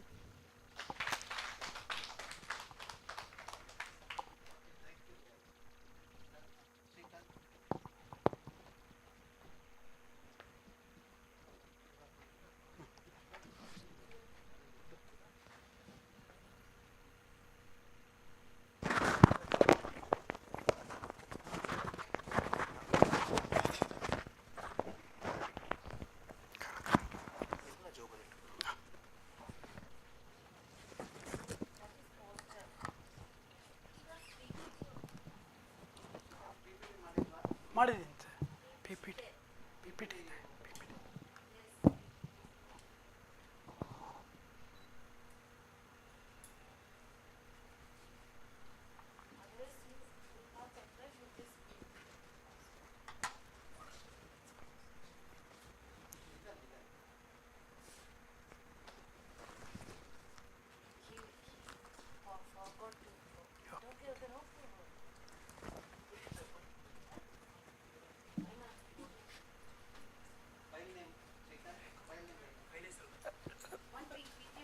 ಇದು presentation.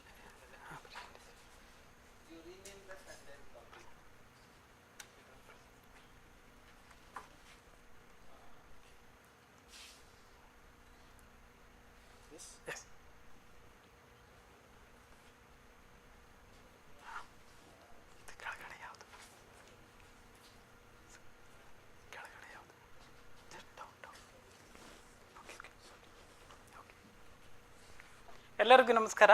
ನಾನು ಶ್ರೀಕಾಂತ್ ನಾಯ್ಕ್ ಅಂತ, ಉತ್ತರ ಕನ್ನಡ ಜಿಲ್ಲೆಯ ಗಂಗಾವಳಿ ಮತ್ತು ಅಘನಾಶೇಶ್ವರಿಯ ಅಳಿವೆ ಪ್ರದೇಶದಲ್ಲಿ ಪಕ್ಷಿಗಳ ಬಗ್ಗೆ ಅವಳ ಸ್ಥಳೀಯವಾದಂಥ ಜನರಲ್ಲಿ ಇರುವ ನಾಲೆಜ್ಗಳ ಬಗ್ಗೆ ಸಂಕ್ಷಿಪ್ತವಾಗಿ ಹೇಳ್ತೇನೆ. ಉತ್ತರ ಕನ್ನಡ ಜಿಲ್ಲೆಯಲ್ಲಿ ನಾವು ಅನೇಕ ಪಕ್ಷಿಗಳನ್ನು ಆಹಾರಕ್ಕಾಗಿ ಬಳಕೆ ಮಾಡ್ತೇವೆ. ಉದಾಹರಣೆಗೆ ಕೋಳಿಗಳು, ಡಕ್ಸು, ಟರ್ಕಿ, ಏಮ್ಗಳಂಥ ಪಕ್ಷಿಗಳನ್ನು ನಾವು ಮಾಂಸಕ್ಕಾಗಿ ಆಹಾರಕ್ಕಾಗಿ ಬಳಕೆ ಮಾಡ್ತೇವೆ.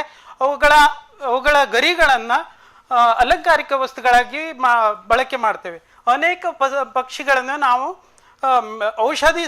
ಔಷಧಿಗಾಗಿ ಬಳಕೆ ಮಾಡ್ತೇವೆ. ಇನ್ನು ಅನೇಕ ಪಕ್ಷಿಗಳು ಬೀಜ ಪ್ರಸರಣ ಮತ್ತು ಪರಾಗಸ್ಪರ್ಶದಿಂದ ಕಾಡುಗಳ ಬೆಳವಣಿಗೆಗೆ ಪ್ರಮುಖವಾದ ಪಾತ್ರವನ್ನು ವಹಿಸ್ತವೆ. ಇನ್ನು ಈ ಅಘನಾಶಿನಿ ಎಷ್ಟುರಿ ಮತ್ತು ಅಳಿವೆ ಪ್ರದೇಶಗಳಲ್ಲಿ ಇರುವಂಥ ಕೃಷಿಕರು ಮತ್ತು ಮೀನುಗಾರರ ಒಂದು ನಾಲೆಜಿನ ಪ್ರಕಾರ ಪಕ್ಷಿಗಳು ಮಾನವನಿಗೆ ಪ್ರತ್ಯಕ್ಷವಾಗಿ ಅಥವಾ ಅಪ್ರತ್ಯಕ್ಷವಾಗಿ ಬೇರೆ ಬೇರೆ ರೀತಿಯಲ್ಲಿ ಬಹಳ ಅನುಕೂಲವನ್ನು ಮಾಡ್ತಾ ಇದ್ದಾವೆ. ಇನ್ನು ಈ ಒಂದು ಪಕ್ಷಿ ಶಾಸ್ತ್ರವು ಪಕ್ಷಿ ಅಧ್ಯಯನದ ಒಂದು ಶಾಖೆಯಾಗಿದೆ. ಇದರಿಂದ ನಾವು ಈ ಒಂದು ಪಕ್ಷಿ ಅಧ್ಯಯನವು ಮುಂದುವರಿದಂಥ ಭಾಗವಾಗಿದೆ. ಈ ಒಂದು ಪಕ್ಷಿ ಅಧ್ಯಯನದ ಪ್ರಕಾರ ನಾವು ಈ ಕೋಸ್ಟಲ್ ಕರಾವಳಿ ಭಾಗದಲ್ಲಿ ಈ ಒಂದು ವರದಿಯನ್ನು ತಯಾರು ಮಾಡಿದ್ದೇವೆ. ಇನ್ನು ಈ ಒಂದು ನಾವು ಅಭ್ಯಾಸ ಮಾಡುವಾಗ ಪ್ರತಿ ಹಳ್ಳಿಗಳಲ್ಲಿ ಅಘನಾಶಿನಿ ಮತ್ತು ಗಂಗಾವಳಿ ನದಿಯ ಹಳ್ಳಿಗಳಲ್ಲಿ ಪ್ರತಿ ಹಳ್ಳಿಗಳಿಗೆ ಹೋಗಿ ಭೇಟಿ ನೀಡಿ ಅಲ್ಲಿಯ ಜನರಿಂದ ಪಕ್ಷಿಗಳ ಬಗ್ಗೆ ಇರುವಂಥ ನಾಲೆಜನ್ನು ಕಲೆಕ್ಟ್ ಮಾಡಿದ್ದೀವಿ. ಇನ್ನು ಈ ಒಂದು ನಾವು ಸರ್ವೆ ಮಾಡುವಾಗ ಮೊದಲಿನ ಅಧ್ಯಾಯ ಮತ್ತು ಈ ಒಂದು ನಮ್ಮ ಅಭ್ಯಾಸದ ಪ್ರಕಾರ ಈ ಅಳಿವೆ ಪ್ರದೇಶಗಳಲ್ಲಿ ಸುಮಾರು 140 ಜಾತಿಯ ಪಕ್ಷಿಗಳನ್ನು ನಾವು ನೋಡ್ತಾ ಇದ್ದೇವೆ. ಇನ್ನು ಈ ಒಂದು ನಮ್ಮ ಇಂಟರ್ವ್ಯೂ ಮಾಡುವಾಗ ಈ ಒಂದು ಪ್ರದೇಶದಲ್ಲಿ ಬೇರೆ ಬೇರೆ ಋತುವಿನಲ್ಲಿ ಅಂದರೆ ಮಳೆಗಾಲ, ಚಳಿಗಾಲ, ಬೇಸಿಗೆಗಾಲ ಹೀಗೆ ಬೇರೆ ಬೇರೆ ಒಂದು ಋತುವಿನಲ್ಲಿ ಕೆಲವು ಫೋಟೋಗಳನ್ನು ಅಲ್ಲಿಯ ಸ್ಥಳೀಯ ಜನರಿಗೆ ತೋರಿಸಿ ಅಲ್ಲಿರುವಂಥ ಜನರನ್ನು ನಾಲೆಜನ್ನು ನಾವು ದಾಖಲೆ ಮಾಡಿದ್ದೇವೆ.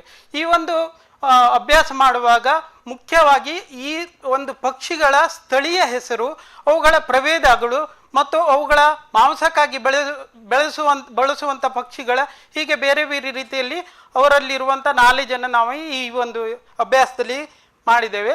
ಇನ್ನು ಅನೇಕ ಪಕ್ಷಿಗಳಿಂದ ಈ ಒಂದು ಕೃಷಿ ಮತ್ತು ಮೀನುಗಾರಿಕೆ ಮತ್ತು ಏಡಿ ಬೆಳವಣಿಗೆಯಲ್ಲೂ ಕೂಡ ಅನೇಕ ರೀತಿಯ ತೊಂದರೆಗಳಾಗುವುದನ್ನು ನಾವು ನೋಡಿದ್ದೇವೆ. ಇನ್ನು ಇದು ಗಂಗಾವಳಿ ನದಿಯ ನಾನು ಇದು ಇಂಟ್ರ್ಯೂ ಮಾಡಿದಂಥ ಹಳ್ಳಿಗಳು. ಇದು ಅಘನಾಶಿನಿ ನದಿ. ಇದು ಮುಖ್ಯವಾಗಿ ನಾವು ಈ ಒಂದು ಅಭ್ಯಾಸದಲ್ಲಿ 10 ಜಾತಿಯ ಜನಾಂಗದವರನ್ನು ನಾವು ಇಲ್ಲಿ ಸಂದರ್ಶನ ಮಾಡಿದ್ದೇವೆ. ಅದರಲ್ಲಿ ಅಂಬಿಗ, ಹರಿಕಂತ್ರ, ದಾಲ್ಜಿ, ಕಾರ್ವಿ, ಗಾಬಿತ, ಆಗೇರ, ಹಳ್ಳೇರ, ಗಾಮಕ್ಕಲಿಗ, ಒಕ್ಕಲಿಗ, ನಾಮದಾರಿ. ಇವರಲ್ಲಿ ನಾಮದಾರಿ ಮತ್ತು ಒಕ್ಕಲಿಗ ಇವ್ರದ್ದು ಪ್ರಮುಖವಾದಂಥ ಒಂದು ಕೃಷಿಯಾಗಿದೆ. ಇನ್ನು ಅಂಬಿಗ, ಹರಿಕಂತ್ರ, ದಾಲ್ಜಿ, ಕಾರ್ವಿ ಮತ್ತು ಗಾಬಿತ ಇವರು ಮೀನುಗಾರಿಕೆ ಮಾಡ್ತಾರೆ. ಆಗೇರ ಇವರು ಈ ಗಂಗಾವಳಿ ಮತ್ತು ಅಘನಾಶಿನಿ ಎಸ್ಟುರಿಯ ಹಿನ್ನೀರಿನಲ್ಲಿ ಅವರು ಉಪ್ಪು ತಯಾರಿಕೆಯನ್ನು ಮಾಡ್ತಾರೆ. ಈ ಒಂದು ಪ್ರದೇಶದಲ್ಲಿ ಸುಮಾರಾಗಿ ಹರಿಕಂತ್ರ ಮತ್ತು ಅಂಬಿಗರು ಪ್ರತಿನಿತ್ಯ ಸಾವಿರಾರು ಪಕ್ಷಿಗಳನ್ನು ನೋಡುವುದರಿಂದ ಅವರಿಗೆ ಅಗಾಧವಾದಂಥ ಈ ಒಂದು ಪಕ್ಷಿಗಳ ಬಗ್ಗೆ ಒಂದು ನಾಲೆಜ್ ಇದೆ.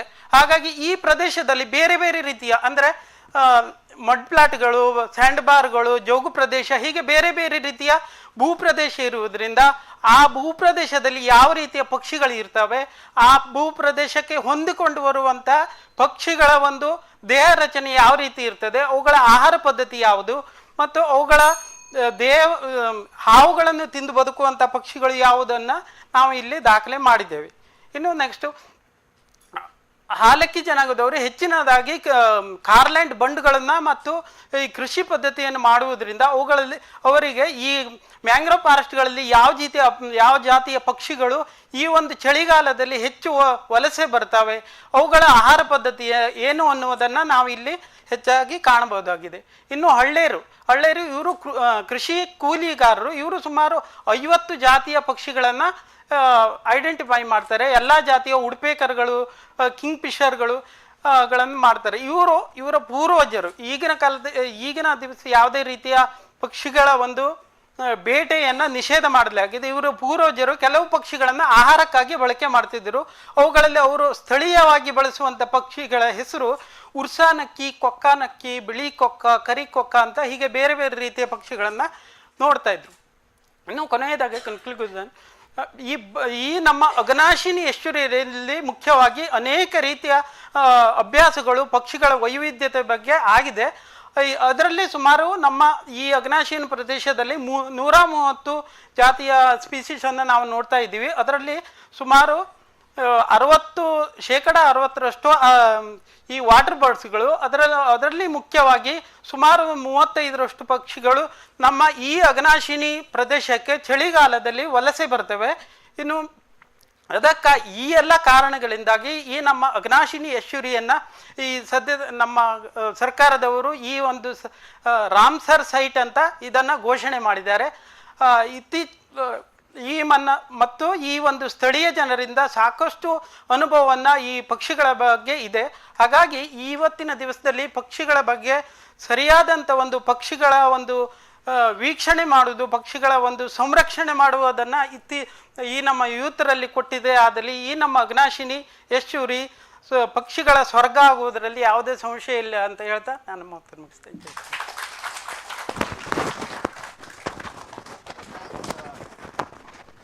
Shrikant. Okay, I think we have come to the end of the day. We had 21 presentations today. Okay, 5 were keynote and 2 plenary and 10 oral presentation and 4 were posters. Essentially from our research group, they have done the presentation. And tomorrow we will have listen to the morning. We have the international speakers. Dr. Rao from Canada, Professor Murthy is here already. then Nikolai from Russia will be there. Then after that from Japan, the professor who will talk about, he also does a similar experiment with the school children and all. He will be sharing his whatever the experiments he is doing in Japan involving the school children tomorrow. Then of course then other interesting presentations are there.